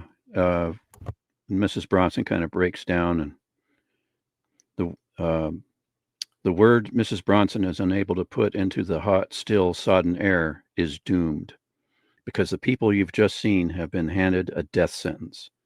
1 month ago, the Earth suddenly changed its elliptical orbit, and in doing so began to follow a path which gradually, moment by moment, day by day, took it closer to the sun. And all of man's little devices to stir up the air are now no longer luxuries. They happen to be pitiful and panicky keys to survival. The time is 5 minutes to 12, midnight. There is no more darkness. The place is New York City, and this is the eve of the end, because even at midnight, it's high noon, the hottest day in history, and you're about to spend it in the Twilight Zone. Hmm. Yes, the Earth is apparently getting closer to the sun, and we're gonna pretend it makes sense that there's perpetual daylight, although it does not make sense, but it'll make sense at the end. So yes, I'm glad it ends the way it does, so that isn't a problem. Norma returns from an expedition to the grocery store where people are basically looting it for whatever's left, but the way she describes it, people are not being violent. They're not being destructive. They're just stealing what they need because nobody's left to sell anything. There are no cashiers left, there's no clerks, and people still need stuff. And she managed to get a few things, 3 cans of fruit juice, which basically sound like the holy grail here. Yeah. Mrs. Bronson, super excited to have some. So what you're saying, Jill, it was mostly peaceful looting. Mostly peaceful looting. Yeah, it was. Well, Yeah, it's like she when she comes back with a bag of groceries and it's all she could carry. It's like, oh, I'm so glad you made it back safe and sound. It's like, oh boy, I'd hate to venture out without a bunch of well-armed people around me. It's like, Mhm. Yeah, exactly. But at this point, they still have their police force, and so I guess maybe the yeah, police were there protecting the looting. yeah, They're like, maybe, yeah, yeah, yeah, maybe, you can yeah. loot, but just be, don't be crazy. Don't be crazy. And they were. Apparently they were kind of crazy, but they weren't violent. So they kept But something in check. yeah, but Jill, why did it have to be grapefruit juice? I don't like grape. Oh, sorry. Is it too sour for you? Yeah, it's too Oh, well. sour. Lemonade. No, no, it's whatever she could get, and that's what she got. Right, exactly, exactly. And then And Mrs. Bronson, that scene, that's a great scene. it is. She grows flustered with the can opener and she falls down, pretty much ashamed of herself. And of course Norma tells her that she was behaving animalistically too at the grocery store, running around, grabbing at things, probably being rather frantic, Yeah, and considers that she might have been the calmest person in the store because she saw other people just break down and start crying in the middle of the store. yeah, yeah. And That's so yeah, that puts quite a scene in your mind. it does. Oh, speaking of Yeah, scenes, there are 2 scenes filmed for this episode that ended up being yeah, removed. yeah, and that explains how Norma got that 45. Uh, Yes, it does. hmm It does. I thought she just had it the whole time, but apparently Yeah, and the thing, first though, yeah, go ahead. the first scene that was missing was after the neighbor leaves and there's a repairman. There's a refrigerator repairman that was there asking for payment, and she just has a charge card and he Yeah, wants actual cash. yeah, Mrs. Bronson had the repairman. Oh, Or Mrs. Bronson. yeah, Yes. Mrs. Bronson for her refrigerator to be repaired, and the repair guy is saying, "Hey, my boss is insisting on cash," and all Mrs. Bronson was offering was a charge card. Oh, that's right. And she also tries to pay with her wedding ring, and Yeah, then I guess the refrigerator man feels regret for yeah, shaking her down and refuses to take the ring. yeah, and then he just says, "Okay, go ahead and charge it." Yeah. And because Yeah. after she tries to offer her ring, and he's like, "Oh no, don't. Let's not. You don't have to do that." And he just says, Then "Go charge it." then there's the other deleted scene, which is how she got the gun, which Yeah. was the policeman Mm-hmm. who shows up and asks them if they're alone, and that the city is not going to be protected by them anymore, and he feels bad that they don't have any way to protect themselves, so he gives them his 45. Yeah. And the thing is that those two scenes still exist, and they've been shown at conventions. And I'm like, I'll put it on the Blu-ray. Doggone it! They're Oh, not on it's the not on the Blu-ray? Blu-ray? No, unless it's an Easter egg I don't know of, but there's nothing there in the menu. Jinx, Scotty, you owe me Coca-Cola. Okay, sounds good. What's this? We both said the same thing at the same time. Oh yeah, owe me a soda, just like in Kim Possible. That's where I first heard that. So then we get the radio broadcast, which I think is really great. Really well Yes. done, because we zoom in on the radio also, and the whole world is just listening to this man's well, at least everybody in New York rather is listening to these words, and it's telling of how hot the weather is. It's just supposed to be a weather report, but it quickly descends into the fear of the actual radio broadcasters that he's having about the end of the world, and he's Did you just want like, the slides "Oh, who? Oh no, I don't want any slides. Nobody wants pictures." Thank you, Scott. So, who are they kidding with this weather report? Tomorrow you can fry eggs on sidewalks, heat soup up in the ocean, get help from wandering maniacs if you choose. Oh my God. You know what, Scotty? Can you read this for me, even though I read half of it already? Sure. I want to hear you read it.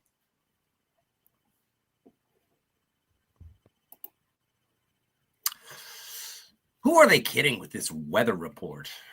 Tomorrow you can fry eggs on sidewalks, heat up soup in the ocean, and get help from wandering maniacs if you choose. What do you mean panic? What's left to panic? Ladies and gentlemen, I'm told that my departing from the script might panic you, and let me alone. Do you hear me? Let me alone. Let go of me. It reminds me so much.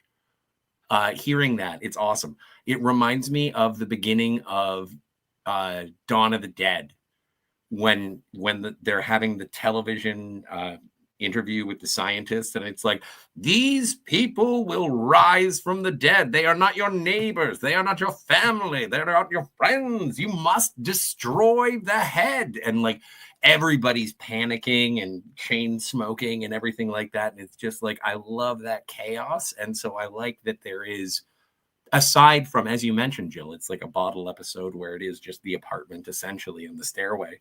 But it does give you that sense of the outside world and how people have sort of like societal contracts have broken.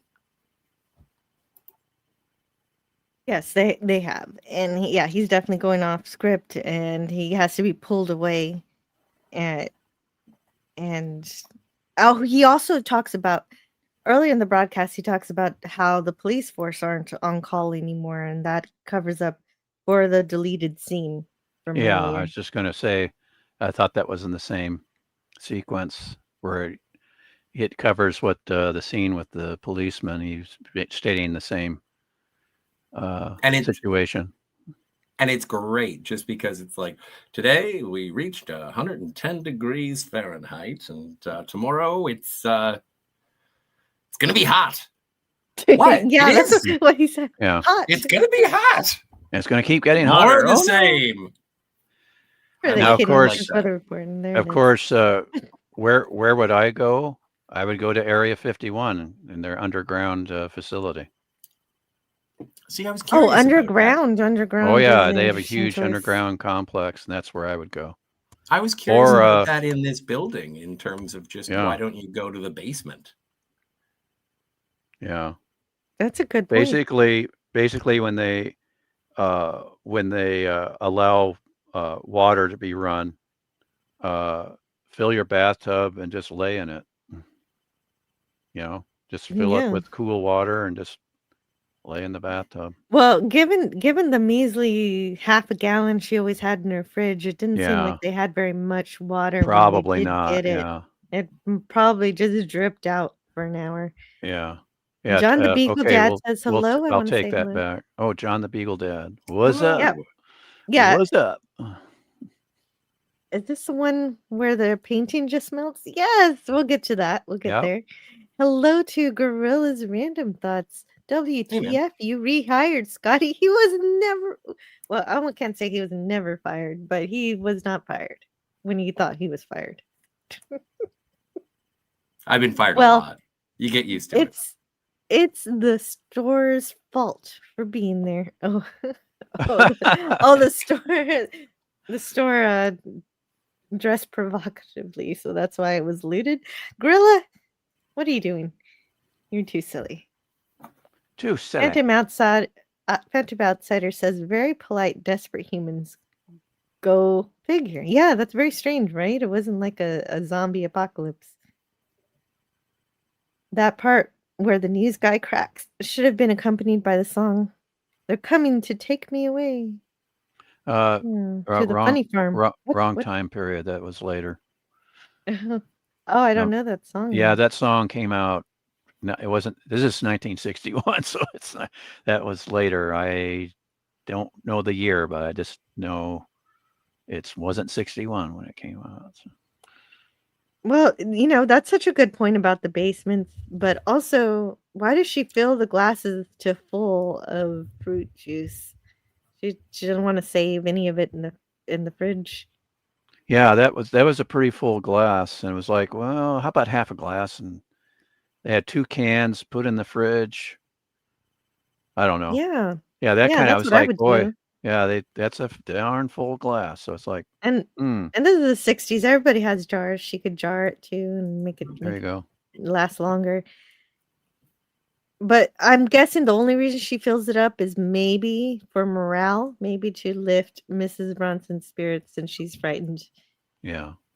And Yeah, that's that's a something good that's point. only palpable when you're watching the episode. Yeah. Uh-oh, Jill. Uh-oh.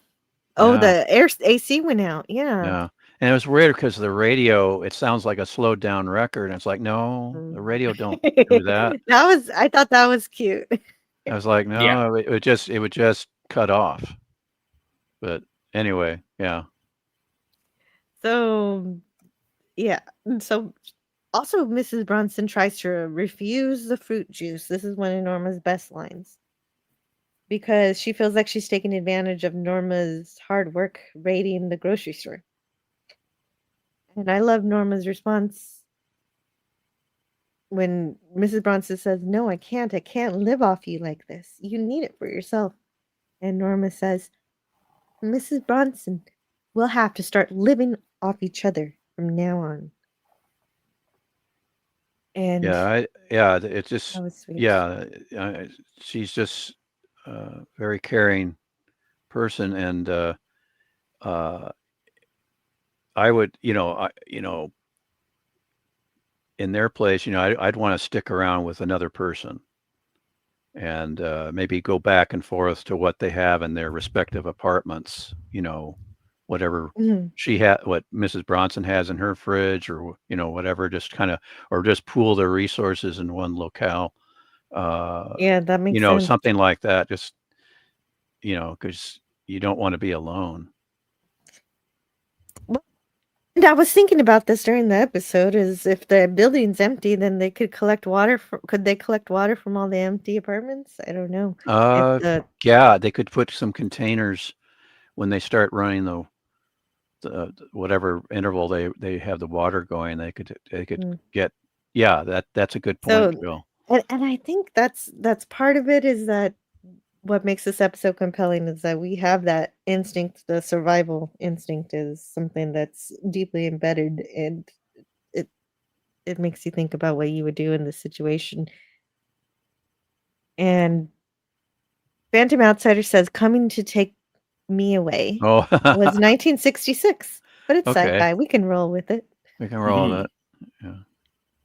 Yeah, Phantom Outsider. That's what I was saying at the beginning. If New York City is always in Sun, then the Earth has stopped revolving. So let's not quibble over what song came out. Yeah. Well, okay then. No, that's a funny point. That's hilarious. So at the end, someone should have said, "You're global warming BS. See what you did." Okay, okay, we'll read this one again at the end. So as they're drinking their juice, of course, as you said, the radio cuts off and everything, and the electricity and the AC, everything goes down. And now Mrs. Bronson was upset before. Now she's even more upset. Her brain is cooking literally right in front of her eyes. She's wondering if the electricity will never come back now. The fan stops too dramatically. And she's clearly Norma's fighting a losing battle, trying to cheer her up. And Mrs. Bronson starts yelling at the painting. And she yells to paint something cool. And she also has her dramatic tantrum about it. And what does she say? She says, wants "Stop her to, painting about the sun." yeah. She wants her to paint waterfall Something- in the Ithaca, New York area, which of course is Serling being nostalgic. The best part about that is that she doesn't even specifically ask for the waterfall. She just asks for something cool, and Oh, that's waterfall is what later. Norma comes up with. Yeah. No, it doesn't. She asks. She talks. Oh, wait a minute. That's when she sees the painting. She starts Yes. reminiscing. Yeah. Sorry about that. That's okay. That's okay, because now we're getting a slip gown, which is this risque for 1960s? I don't know. I was curious about that myself. I think it is, but also, it is still modest. Yeah. It is. It doesn't show. It doesn't show a lot or anything. It's just. Well, I'm trying it to just seems- remember if they had as early as 61 or even a little earlier commercials about brassieres where they had actual models in brassieres. 'Cause Oh. I'm thinking if they had that on commercials, they could certainly have the actresses in a slip. But like Scotty said, it's still pretty modest. So I think, and also Twilight Zone was not shown in the so-called family hour. So that's another aspect. They could get away with a little more, I would think, even back then. But that's just my thinking. Yeah, no, I agree with you. I agree and with you. and thank you. I didn't know, so I just thought I'd ask. And so yesterday was 110, and today it's 120 degrees Fahrenheit. And so, of course, it's truly deadly temperatures. So bad that she burned herself just touching the metal on her windowsill, wasting some of the water to cool it off. But she knows she's wasting it, so she starts slurping it up right off of her hand.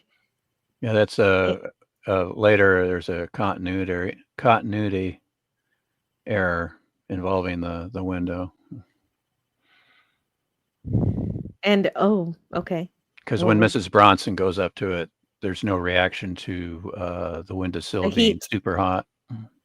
Yeah, which is like, wait a minute, it would make more sense. Anton, you're not directing it right. No, I don't know. Sorry. Yeah, she should.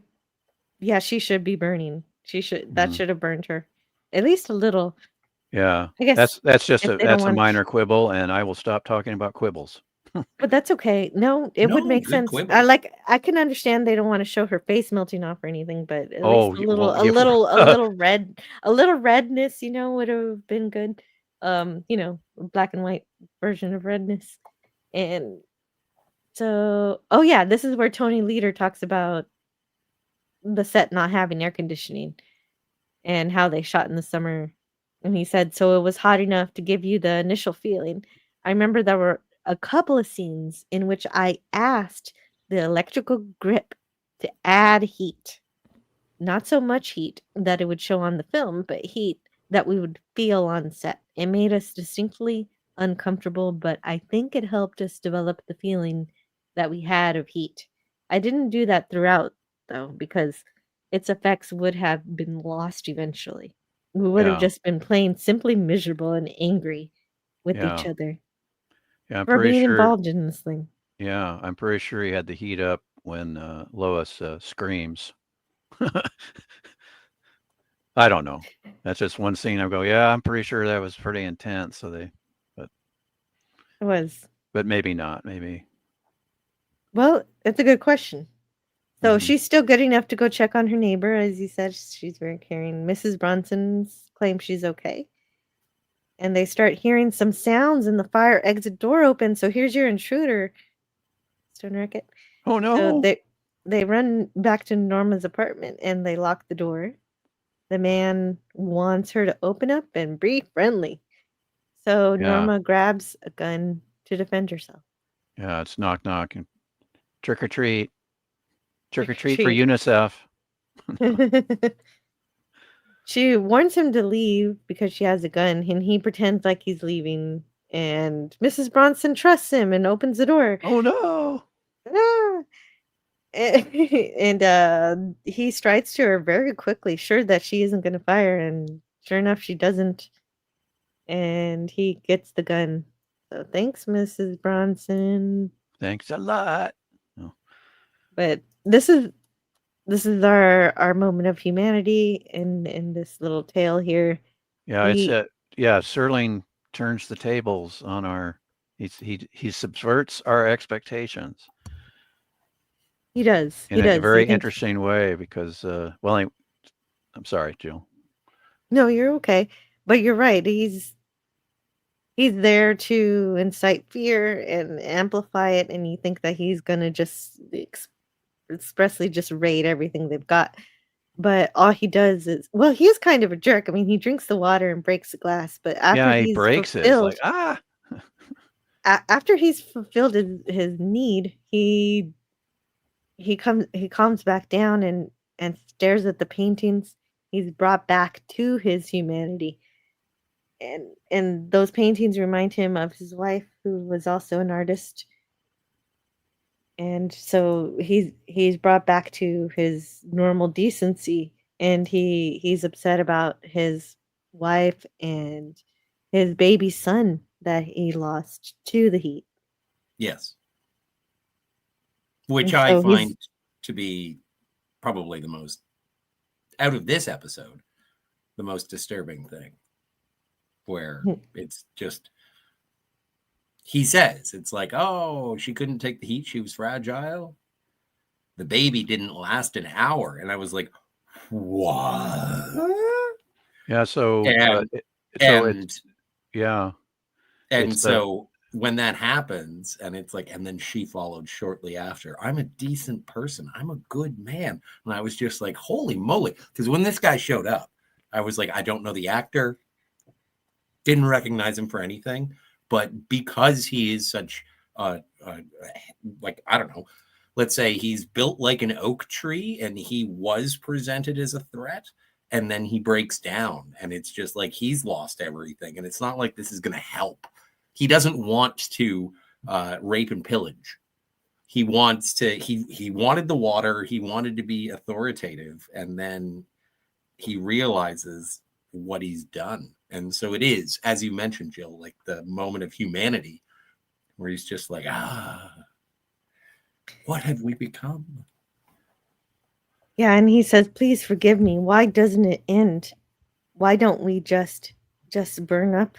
And that's the sweet welcome of death, please. But it's not, but humans aren't really like that overall most of the time. That's why these people are still they keep going on living. They don't just stop because that's our instinct, is to survive. Well, even in the face of ultimate doom. I find this to be the most terrifying aspect of the episode.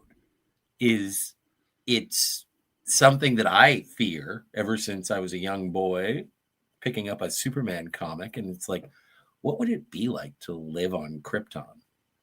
And then just knowing the planet will be destroyed. So what do? No, I don't think you heard me. The planet is going to be destroyed. We have no way out of this. We are basically just on a ticking clock. And that realization is terrifying to me. Like, I don't like islands, because if there's an earthquake on an island, it's like, what if it falls into the sea? Like, if like, just where do you go when you're on Earth and Earth is doomed? Yeah, It's frightening to me. Yeah, Jill, what you were talking about earlier, kind of with the scene with Tom Reese's character, made me think back, because he throws away the gun, but then the deleted scene where we learn how Norma got the gun from the police officer. There was one thing that when Norma has the gun, and then Mrs. Bronson asks the police officer what's going to happen to them. He confesses that it's going to get hotter and hotter with each passing day until it is too hot to stand it. Looking meaningfully toward the gun in Norma's hand, he says, "Then use your own judgment, ladies." Mm-hmm. Inferring like, what? Inferring self-deletion. Inferring Self-deletion. Yeah. Well, Save that one for and yourself. protection. You know, it's like, oh boy, well, it's a good thing they cut that out. It's like, uh-oh. But Yeah. I don't know I wonder if that would have passed. I the think it would, censor. because it Yeah. happened before in the other episode that I really, really love. The Time Enough at Last. He does the same thing. Why do I keep on Yeah, he thinking of does. it He is? Why contemplates, did I but then, survive? I guess as long as he doesn't do it, and nothing happens, I guess, you're right, Jill. They could have gotten away, because that's in the Human first season. extinction. That's in the first season. This is the third season, so yeah, they would have been able. That's a What's- good highlight. Scotty, a human extinction could ruin your day. Yeah. Poor Mrs. Although Bronson. I know, we'll see. Yeah, she's Even just. though This is such a good episode for these two actresses. You know, it's just Hmm, very, very it intense and is. Well, and a So platonic even friendship dynamic is interesting for this. It's not saving yeah, my husband, saving my wife. It's we're neighbors. We're in Mhm. this together, and we're not leaving yeah, our homes. yeah, And when the intruder finally does leave, Mrs. Bronson is understandably traumatized. It's even worse that he wasn't really even a bad man, because that shows what this heat is doing to normally decent people. right. There's more. That's more frightening than someone who's already awful sometimes. Yeah, that's more. It's just so much more effective. I'm glad Serling wrote that character in. And Norma tries to comfort her, Mrs. Bronson, who finally hmm sees the new painting that Norma painted for her. A big flowing waterfall. Something cool like she asked for. And Mrs. Bronson loves it. She's very happy about it. She can even hear the waterfall Yeah, and she wants to go swimming in it. And she talks about the ones that she's seen. yeah, in the Ithaca area, which of course is Yes, Serling's autobiographical insert. But it it is. made me think of Lower Falls in Yellowstone. You can't go swimming there, but you can walk up beside the towering waterfall. It's incredibly impressive. Unfortunately, rambling about swimming in a painting are her last words before she falls over and dies Yeah, in Norma's apartment. And well, let's see. So also the paint starts to melt. This is where the paint starts to melt. Who was talking about that? Yeah, I was so sad the painting had to melt. I really like all these paintings in the episode. The painting is as cool as the other side of the pillow. Yeah, there's two explanations for the, painting in wax on a hot plate, and then the Anton Leader says that he had one of the stagehands put heat on the back of a wax painting. So it's like either it was a hot plate directly painted on the surface of a hot plate, or it was a heating element placed behind a wax painting. So take your pick. I think it was the hot plate. Well, the hot plate is what I got. Yeah, in my and notes. in more than one source, it says hot plate, so I'm going to go with that. Yeah, that one makes sense. Yeah. But what doesn't make sense, and I guess it's okay that it doesn't make sense. Like the paint melting is believable, maybe, and depending, especially if it is wax paintings, which is what is melted here, because you would only need 155 degree Fahrenheit for that. But then, what doesn't make sense is the thermometer boiling. It mercury has a very, very high boiling point. Apparently, it's 674 degrees Fahrenheit. Yeah, that's basically that's a dramatic cliche. Yeah, Yeah. I've seen that in a lot of things. Yeah, I'm like, yeah, even in cartoons, I'm kind of like, okay, it's just a visual, visual Yeah. punctuation on it's really hot, folks. Yeah, guys, but this is a science fiction show. But it's Yeah, okay. It's it's okay. okay. It's okay. I will forgive it, as you will soon see why I forgive it. And yes. hmm So yes, Yeah, yeah. there's a lot that you can forgive with what is about to be revealed. So Norma yells in pain, and now she appears to have died too. And then we Yeah, cut to an apartment where Mrs. Bronson's suddenly alive again. and it's snowing, and Oh, there's there a it is. bunch of snow and ice coming in under the windowsill. It's like, what? But I do like that they broke the thermometer anyway. They didn't have to do the boiling, but I guess it was fun drama. And Drama. but there's a screaming. We're waiting for the slides to catch up with my notes. Oh no, Norma. No, Norma and There's Mrs. Bronson, they're just sleeping. And so now we cut to the apartment. Now it's Yeah. snowing, and frost has made its way into Yeah. Norma's apartment. Snow and ice. And the thermometer isn't broken anymore. Now it is actually 12 degrees below zero. Yeah. It's hot drama, says Greek letters. Mrs. Bronson is actually still alive. Al bundled up trying to insulate the window. And so she never actually died in this particular instance, but things are not all well. A doctor has been called for Norma. She's been out for a while. She's had a fever. And so this whole episode we just saw was her fever dream induced by that fever, and so she imagined an escape from her actual situation by imagining that everything is reversed in terms of the earth pulling towards the sun, when in reality the reverse has occurred. The earth is pulling away in its orbit from the sun. Hello, And doctor. let me Hello, just doctor. This is you Mrs. can play with the Bronson. baby if you want to. Oh, I'm Very good. sorry. I didn't I did not call anybody on the panel or the chat baby. I called my child my baby, and she was just getting a toy that happened to be in this room. Delightful. And so that's a explanation for that particular outburst. Sorry about that. I thought I muted. That's okay. We've all been there. Mm-hmm. But anyway, he lets Mrs. Bronson know that this is the last call because he's going to move his family south. And To Mrs. Florida. Bronson, Miami is very nice. Yeah. yeah.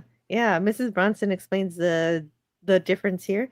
There was a scientist on the radio this morning trying to explain what happened, how the Earth had changed its orbit and was starting to move away from the sun, and that within 1, 2, or maybe 3 weeks at the most. there wouldn't be any more sun. We'd all freeze. And of course, I'm not sure if Norma just doesn't know about it yet, or if she just was Yeah, trying she to comfort herself. she hasn't heard, and just the way Mrs. Bronson, when Norma says it's nice that it's cool, and she's like has that haunted look of it's like, well, wait till I have to break what's actually happening. Yeah, she doesn't have the heart to reveal it to her Yeah, just because yet. my impression is that Norma has been sick for a while and is kind of out of it. Maybe doesn't know the current situation with the Earth's orbit. Yeah, her delight at seeing the snow does hint Yeah, at the yeah, irony that she doesn't know what's happening. yeah. Another brilliant episode by Rod Serling. Yeah, this is the right way to do it was all a dream, is when the Yeah, nightmare is just still a nightmare version of actual reality. If she would have come out of her dream and everything was fine, it would have been a horrible episode. But yeah. It would have this been, was good. hey, what a cop out, Serling. What are you doing? No. Yes. So Yeah. it still works. Yep. And Well, and again, it's the one of the most closing terrifying. narration. It's one of the most terrifying things for me. Is you're on Earth. Earth is doomed. Sorry. Yeah. Well, and Mostly Earth is harmless. doomed. Earth is doomed. One day the sun will finish its lifetime being a sun, and it will no longer give us the nourishment and life-giving powers that it currently does. But that'll be billions of years from now, so everybody can relax. Scotty, can you please read the closing narration? The poles of fear, the extremes of how the Earth might conceivably be doomed. Minor exercise in the care and feeding of a nightmare, respectfully submitted by all the thermometers watchers in the Twilight Zone. Jill, I must protest. I am not a thermometer watcher. I know a bunch of people who are. Come on. Well, what is it? It's like what currently it's 20 who degrees still out. has giant thermometers, like, because we just use our phone now to see what the temperature is. I just open my window and feel the temperature naturally like a human. I don't necessarily need to see the specific number. What temperature is it out there? Jill, it's hot. Jill, Scotty, it is currently 66 degrees where I am. Put that into oppression units. And 66 is how old I am. As of yesterday at 9:14 in the morning. And Well, happy belated. and 19, thank you. And 1966, one of the greatest years in television history because Star Trek premiered in 66. Yeah. That is an incredible date. Mm-hmm. And Batman premiered in January of 66. The Adam West show, and the ABC network brought over the Avengers with Diana Rigg and Patrick McNee, and they started airing that in March of 66. So 66 was a great year for television. Mm-hmm. And to your answer, Scotty, 66 Fahrenheit is 18.88. Repeating. Yeah, that's where I am. Yeah. Celsius. Yeah. So Celsius. I'm 19. We got 19 Celsius over here, which is oddly enough my age as well. Wow, what a coincidence. Wow. Is it like I think it's still the high 80s over here. But I don't have any fun facts about it. It's just 88 degrees Fahrenheit. Well, 88, that was an interesting year. I'm sure it was. That's when I started working for the University Hospital. Okay, so speaking of interesting, I'm gonna scroll back up the chat and see what we got going on, and with everything that's going on here. Yeah, that one. Oh, go ahead, Jill. Sorry. That's okay. Damn, I have to rewatch. Yeah. Oh yeah, I got to okay. rewatch it. Absolutely. In fact, I might just watch this thing again because there's actually three. Let's see.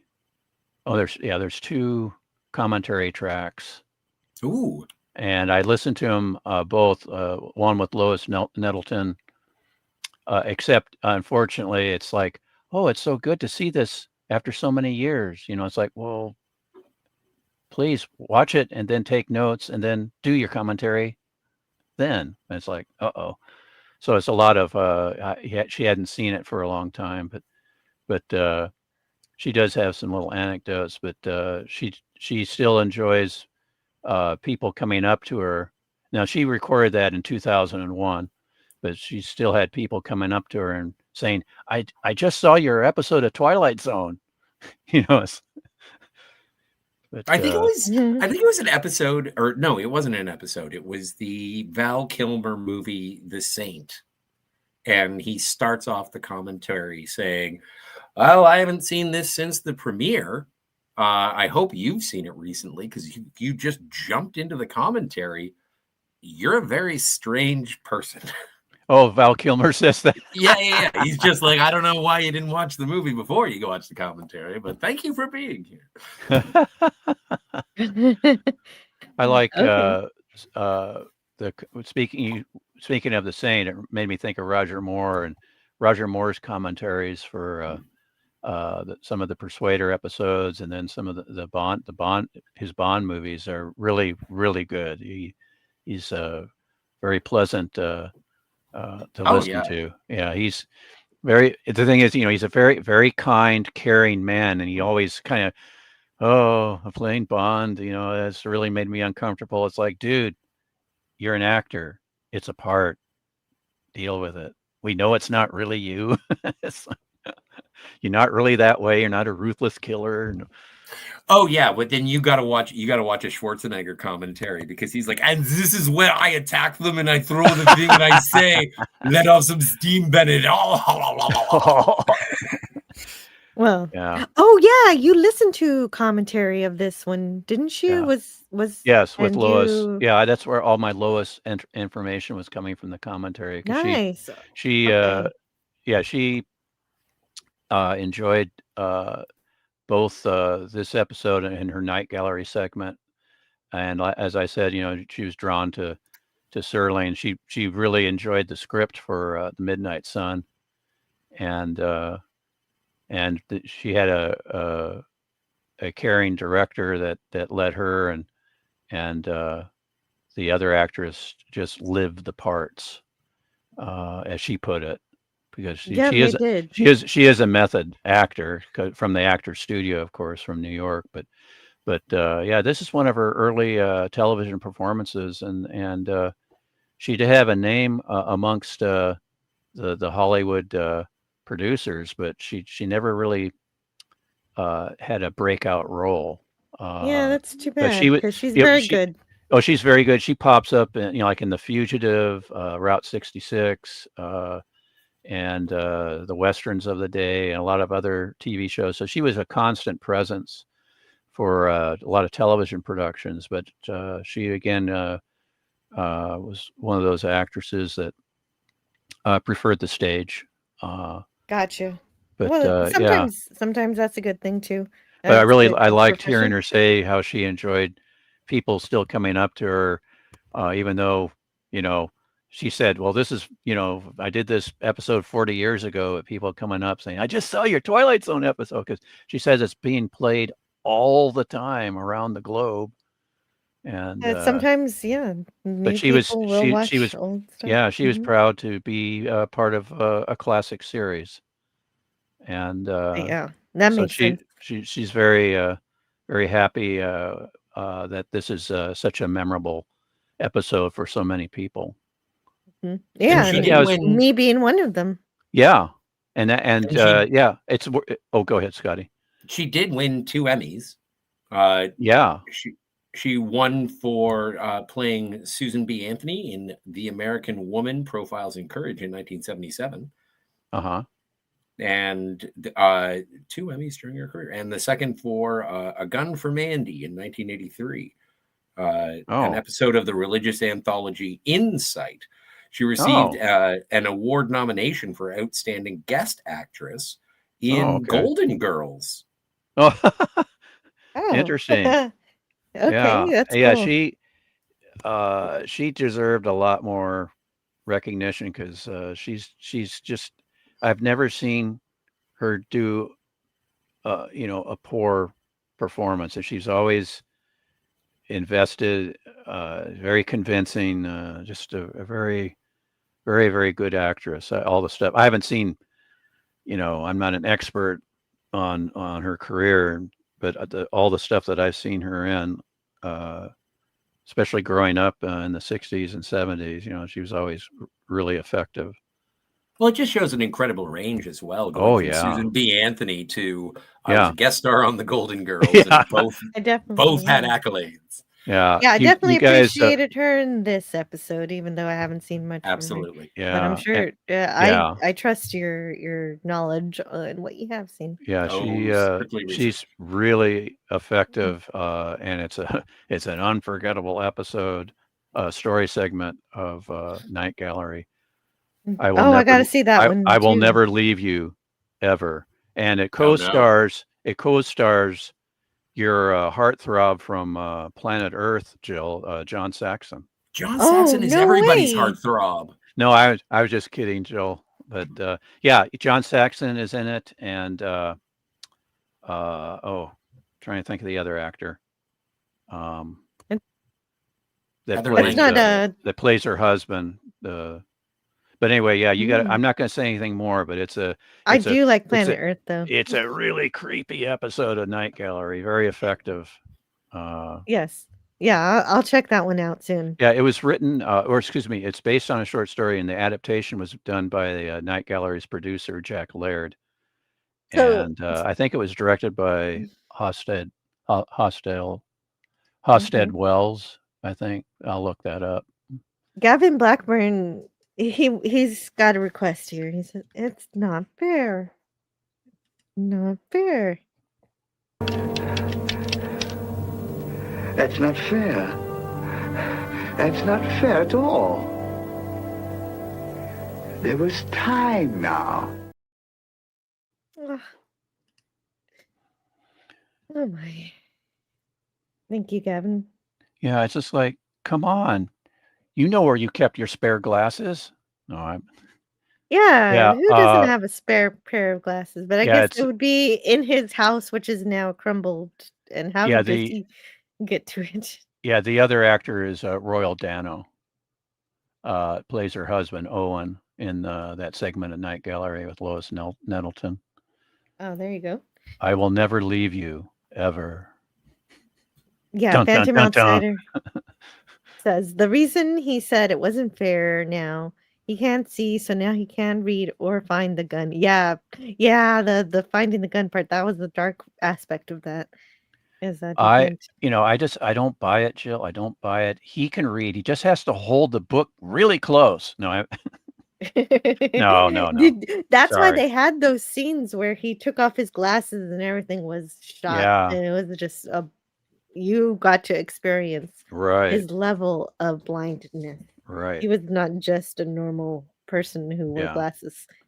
Those it Coke was. bottles were thick. Yeah, and the thing is, it was. I mean, he could not see through those glasses because of their, to get that effect on camera of just wearing them. When we see the actual lenses, he could not really see his fellow actors. And then there's other scenes where it was just plain glass where we couldn't see them clearly, so he could make his way around the set. But yeah, he couldn't see through those darn things. That makes sense, The, and I appreciate him doing that anyway. Yeah, he's great. Ensuring it. He's Mr. Twilight Zone. He was in so many of those great the episodes. eclectic goat is here. Oh, Hello to the eclectic goat. What a good friend is here. That wasn't a real sentence, but I'm excited to see you. But The I also ecle- wanted to read this from yeah, the Eclectic Goat. Yes. yeah. I'm not familiar with that. Oh, she has a channel. She's Oh, very good. Let me get the that for you. eclectic goat, as Also, in my greatest daughter's of here. I all need to time. step away. Yes. Yeah. Phantom outsider. Also, shouldn't they be able to access water from every apartment on the floor when water is available? Yep. Jill made that point. Yeah, I did. I Hmm. did. So I was so glad that you So thought of it too, Phantom Outsider. yeah, and it's like so basically Mrs. Bronson and it's Norma Smith. Is that right, Norma? Norma? Yeah, Yeah, Norma, Norma. Mrs. I don't know Smith her last or name Miss though. Smith. Both of them just get a lot of buckets. Oh, Bronson. Mrs. Bronson, yeah, Mrs. Bronson, Mrs. Smith or Norma Smith, uh, get a lot of buckets, open up the faucets, and then when the water's turned on, there you go, collect all the water. Yeah. So the ending makes this the weird stuff okay. Yeah, that's right. So it Right. doesn't make sense that the sun just seems to be stationary. So the earth seems to be stationary or whichever. Because the only way that works is if the earth stopped spinning as it's somehow still orbiting precisely in front of the sun, which would be weird. Now I'm thinking of the bicycle sketch on Monty Python. But since it's just a dream, then yeah, it makes sense. That It makes sense that it doesn't make sense. that reminds me of the bicycle sketch on Monty Python where Michael Palin's character he wakes up, he's at home with his mother, and he goes, "Oh, it was all a dream." And his mother goes, "No, dear, this is the dream. You're still locked in the cell." It's like in a No. jail cell. And it's like, Oh no, that's terrible. it's like, no, Norma, this is the dream. You're still in a super hot. No, I'm no. That would have Brogu's been. The taken mid off. the Oh, okay, midnight sun. Brogu. Thank you, Brogu. Brogu, for hanging out Thanks. with us Yeah, today. thanks for stopping Enjoy by. the rest of your stream and the rest of your week. This is the way. Bye. Bye, Brogu. Pete Oh, G says, Oh, yeah. Well, yeah, Pete. Eclectic Goat Mhm. link is right here. The bot did my job for me. Hooray. There you go. Now, Pete Yeah. G says, yeah, I can't Yes. find my glasses without my glasses on. That's right. That's the joke. But Pete G was saying there's a lot of assistance on Midnight Sheds episodes, a lot of assistance with spray bottles, and it's like that's the job I would like to have is to spray water on Lois Nettleton. No, I'm sorry. That's okay. No, that's okay. That's okay. That's understandable. Eclectic Goat did Catch 22. Oh wow, that's cool. I like that book. I haven't seen the movie before. Oh, major. Yeah. Something about crab apples. Yeah. Orson Welles is in that. Nice. Oh, now I lost my stars. I hate when I lose Oh, my my stars. stars, as Elizabeth Montgomery would say on Bewitched. Okay, but Canadian Spider-Man wants to wish you a happy birthday. Oh, thank you. I think. Yeah, it's Yeah. right there.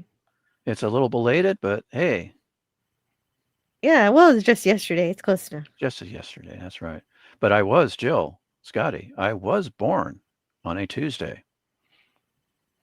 Oh, me too. I was also born Yay! on Tuesday. Were you born in the morning? I was born in the morning. Yeah, I same think it here. was 6 a.m. Yeah, for me, 9:14. Yeah. And it was snowing, which is Oh my! not usual in South Texas. So it was an unusual snowstorm. It's a most unusual day. I was born on a Tuesday. I had to look it up. Wait a minute. What's What? Herc 130 saying? Of course, I'm the oldest person on the panel. Yeah. Yeah, exactly. Yeah, I don't know. I don't know what's going on. But Canadian Spider-Man says for him it is 42 Fahrenheit. That's not too bad. 42, the answer to everything. Yeah. And here that's freezing, but in Canada that doesn't sound bad. Yeah, 42 is fine. Yeah, I live just 10 minutes away from when I was not my current location, but my previous location. I was just a 10-minute walk away from work, and it would be like 38 degrees out, and I would just walk to work in my uniform shirt, no jacket, and I would walk in and I'd see my boss with his coat, and I go, "You wore a coat?" It's like, and here I am. Because it's chilly out. And how that affects your skin. It does turn a little red, but hey, it's just a 10-minute walk, and by the time I would leave work, it would be up in like around 75. So I just didn't wear a coat at all in the morning. Yeah. Yeah, well, Which I'll of wear course is I'll wear a silly. coat. I'll wear a coat in that Yeah, weather for sure. it's silly because what if it didn't get up to 75? What if it started raining and it was chilly and windy? It's like, Mm. oh well. And so I need just a minute here. Just give me just 30 seconds. I'll be right back.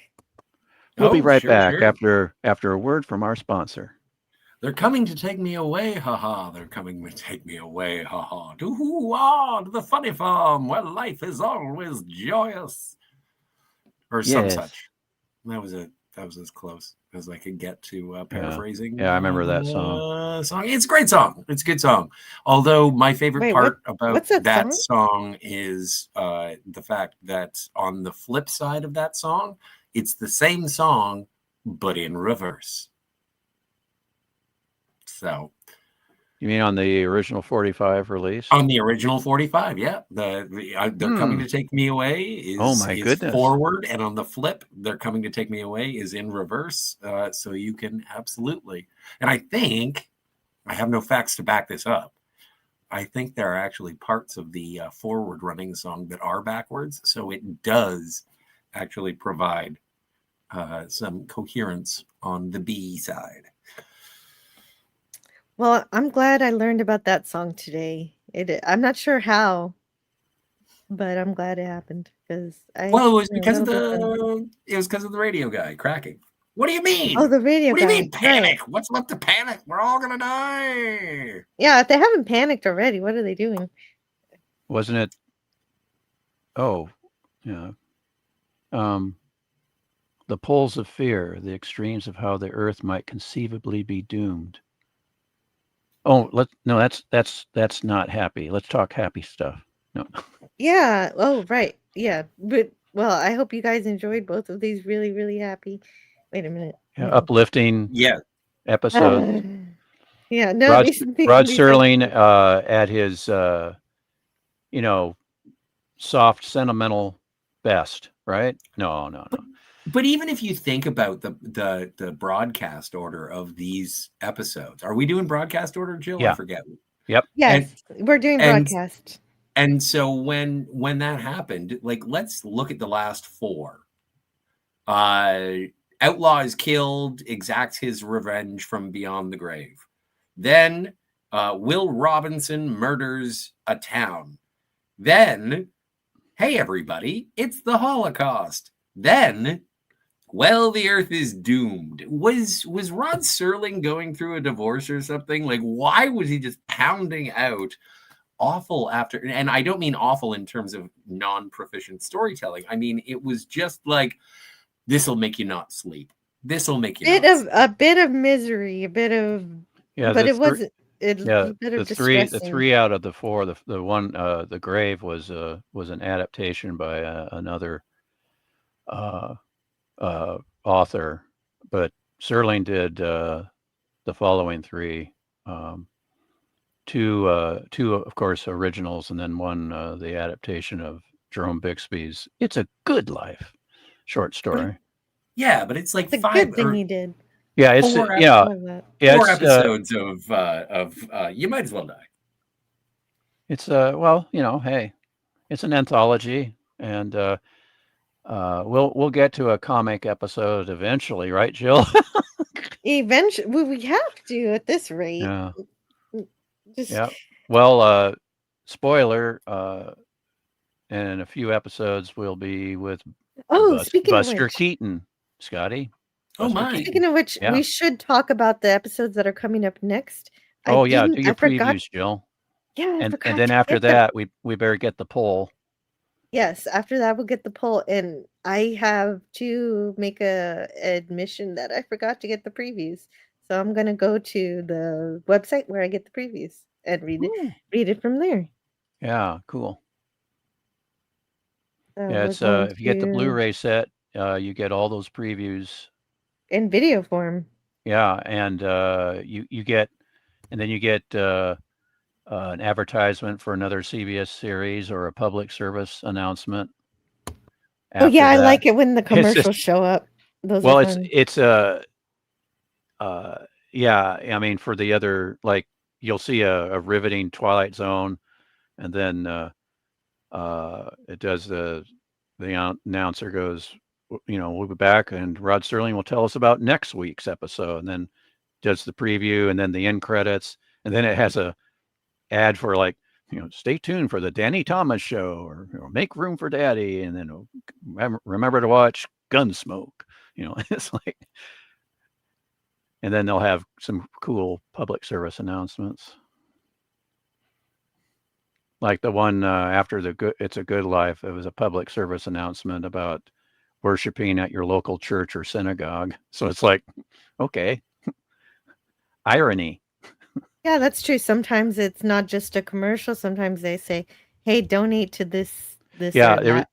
it was Celeste Holm after the Midnight Sun. Celeste Holm doing uh, uh, donations to feed the hungry. Hmm. And so I thought that was really interesting. So here's our preview for next week.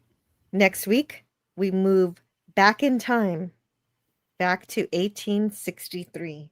A distinguished actor, Mr. Gary Merrill, plays the role of Confederate scout who goes off on a patrol and winds up smack dab in the center of the Twilight Zone. Our story is an adaptation of a strange tale by Manly Wade Wellman called The Still Valley.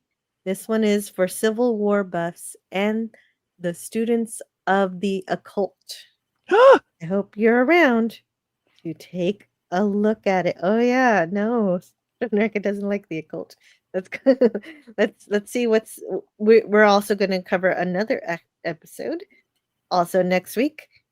On the Twilight Zone, we once again borrow the talents of Mr. Charles Beaumont, who has written a script especially for us called The Jungle. Now, this is designed for the reasonably impressionable amongst you who find nothing to laugh about when somebody mentions the word black magic. Mr. John Mr. John Danner stars in another small Daner. excursion. John Daner Daner. Yeah. Mm-hmm. stars in another small excursion into the darker regions of the imagination. Oh no. Next week, The Jill, I'll be Jungle. taking a leave of absence next Tuesday. No, Yeah, both of the episodes both of them are are like black magic. Oh no, you use witchcraft. yeah, basically. Yeah, John Yeah. Daner has the distinction of being in the very, very worst episode of Yeah, Columbo. if you don't like episodes, you can always skip a week. This is my show, so you could No, you're always free to jump in and out as you I'll be please. here. I'll be here if you want me, and I'll I do. I'll occasionally interject, going, "Are you done talking about this yet?" No, I'm no. Well, that's what I'm saying. No, I won't. If I you won't really do hate that. it, don't show up. No. It's not. It's just all I remember is when I first saw them and when I was in high school. I said, okay, I know what's going on. I get it. And it was just no surprise. But anyway, that's the only reason but anyway, enough of that. He's a merry man, apparently. He is. He's a merry man. I protest. apparently. I am not a merry man. Sir, It's like, I protest. I am not a merry man. right. Men in tights. Ah. No. All right, so let's close the poll since we have come near the end of our discussion. Which episode do you like better? Death's Head Revisited or The Midnight Sun? And Death's Head Revisited wins 60%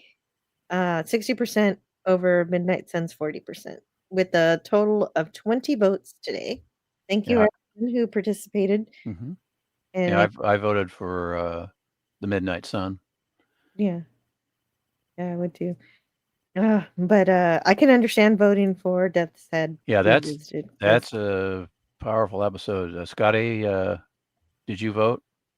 Yes, I did, and I voted for Death's Head. Or no, Oh. yeah, Death's Head Revisited is what I Yes. chose, just because it was thoughtful, Mhm. thought-provoking. Yeah. And as you mentioned earlier on, Stone Racket, is one of the reasons that Rod did this was so that he could talk about things and Yeah.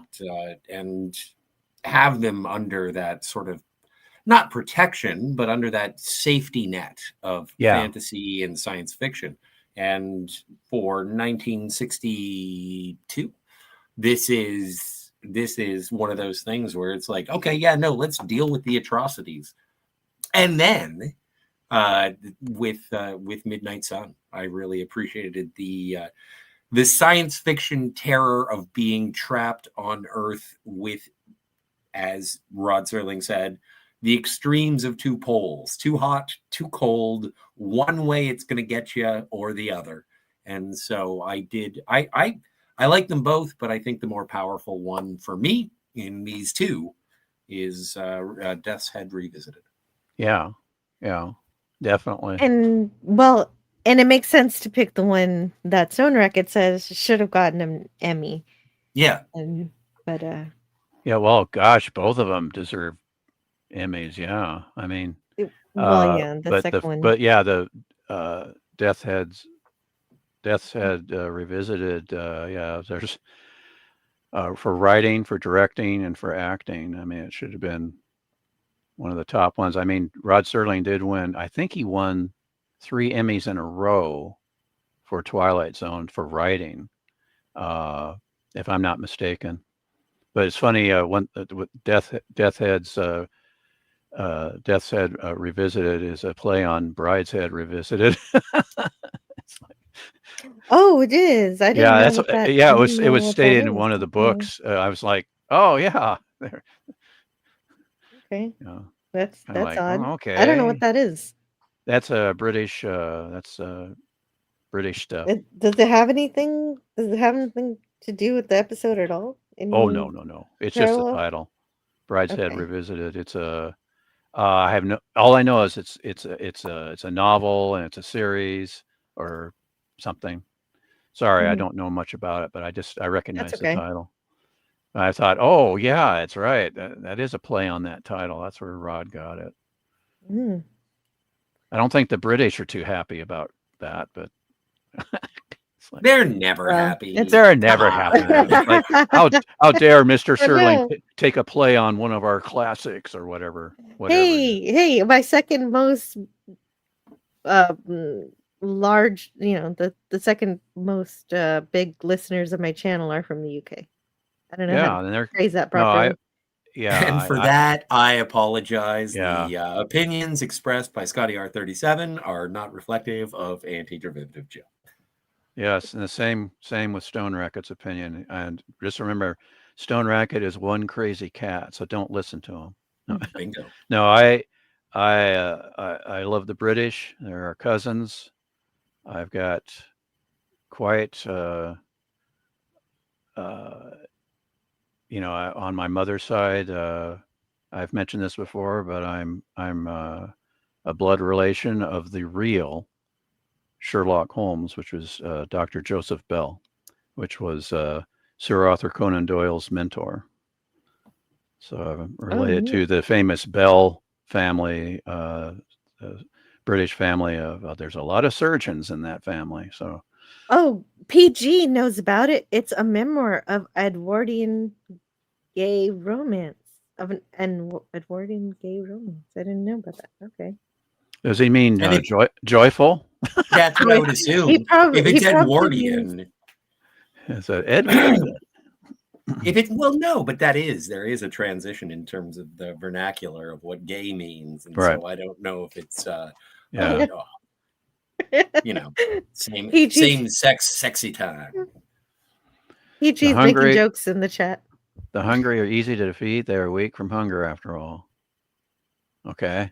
So he's doing the Midnight Sun stuff? Yeah, he says, "Oh, you mean defeat hunger, Defeat not hunger. defeat the hungry." Yeah.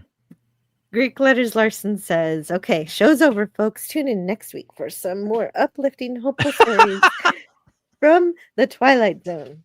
That's gonna make you feel awful." Hopefully I didn't Witchcraft. make too many people. Witchcraft. Too They'd used awful. witchcraft. Oh no. Yeah, I don't at know. least- I want to take umbrage with that, Greek Letters, because it isn't a matter of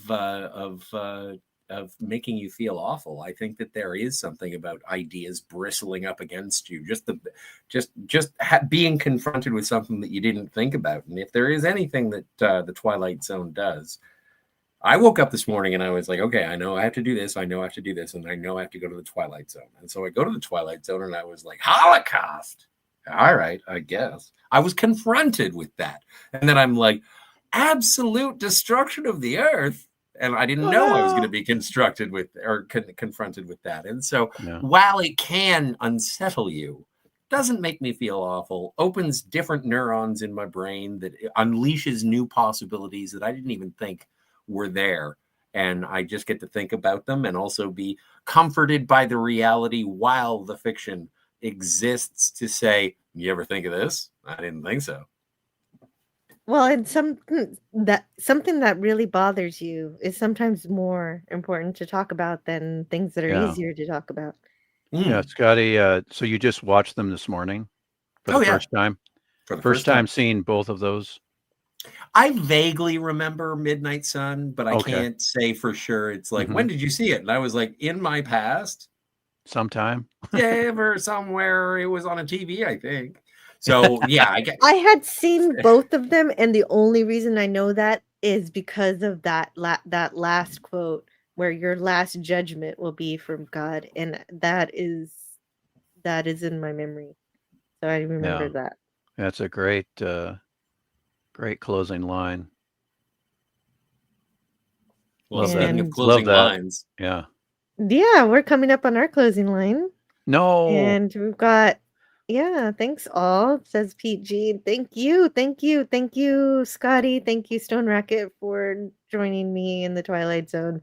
It's not always a happy-go-lucky time over here, but there's always good conversation to be had, and we had about 3 hours of it. So I would like to thank you for your time and the time of my listeners, everybody here listening across 3 platforms, YouTube, Twitter, and Rumble. I appreciate all of you. Thank you for keeping me company while I work, and that is the greatest compliment that I could get, that I could be helpful while somebody is working on something important, or even if somebody turns this on to take a nap, that's nice too.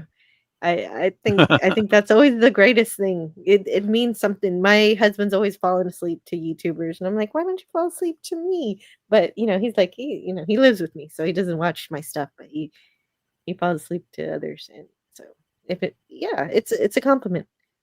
And I want to thank PG and Herc 130, Brogu, and also everybody who is here. Found Phantom Outsider, lots of wonderful chats. I didn't read everything because you put so much amazing stuff. Me and Charlie X have the same debut, except I show up at 5 a.m. that morning. The same day as Charlie X. Oh man, that's great. That's Does he mean his birthday fell on when the episode aired? I think that's what he means. Yeah. And that's what he means, is just a different time of day on, it looks like, September 15th. Oh, that already passed. Very cool. Oh, okay. And Canadian Spider-Man, of course, was here. I don't know if he's chopping wood or he's outside. Yeah, I'm sure he's outside. He's an He's doing something outdoorsman. outside. Yeah. Some say the world will end in fire. Some say in ice. From what I tasted of desire, Desirel, hold with these who favor fire. But if it had to perish twice, I think I know enough of hate. Oh, what song is this? I don't know this song. I don't think it's a. I don't know. Or is It'll it just poetry? it'll end in fire. 2 Peter chapter 3.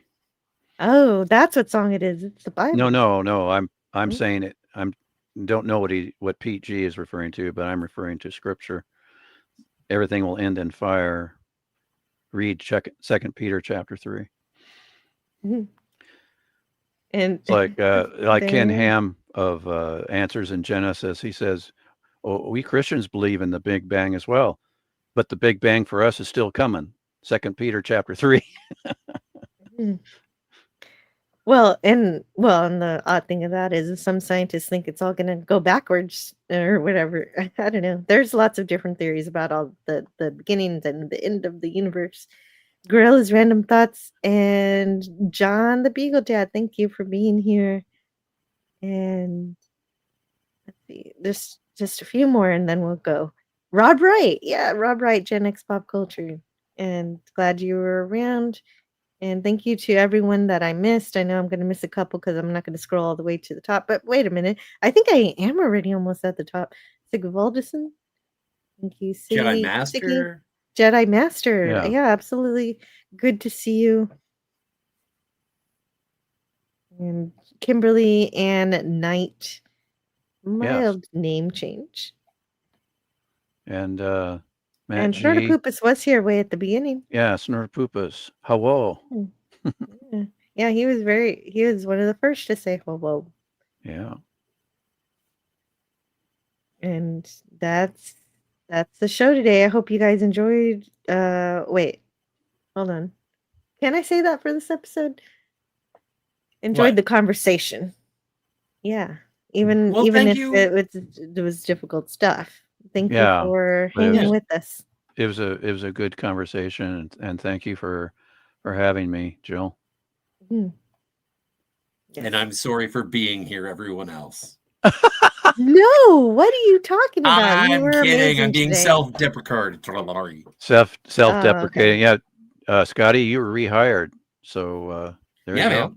Man. Happy, You're joy, fired. joy. You're hired. Yeah, like John Badham on Night Gallery, he was fired and rehired more than any other director. I was thinking more like Costanza. I got fired and then just showed up. Oh yeah, one day and said, Costanza. "What? Costanza. Oh, I didn't know you were serious." That reminds me of Office Space, where that guy kept showing up to work even though he was supposed to be fired, but he just kept showing up and he kept they thought they fired him, but he kept getting checks. And they just kind of forgot about him, and they ended up pushing him so far that he started working in the basement. And the boss took his stapler, and then that was the snapping point. That was just he went too far. He went too far. That's right. But this is not a review of Office Space. Look forward to that in the future because I do very much like that movie.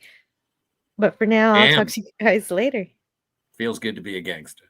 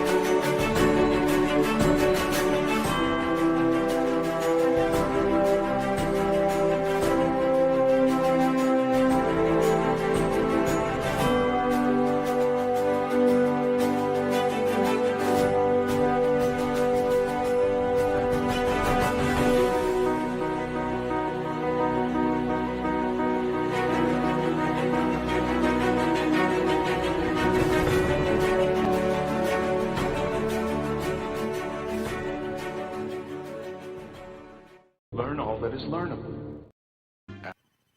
And the ways our differences combine to create meaning and beauty.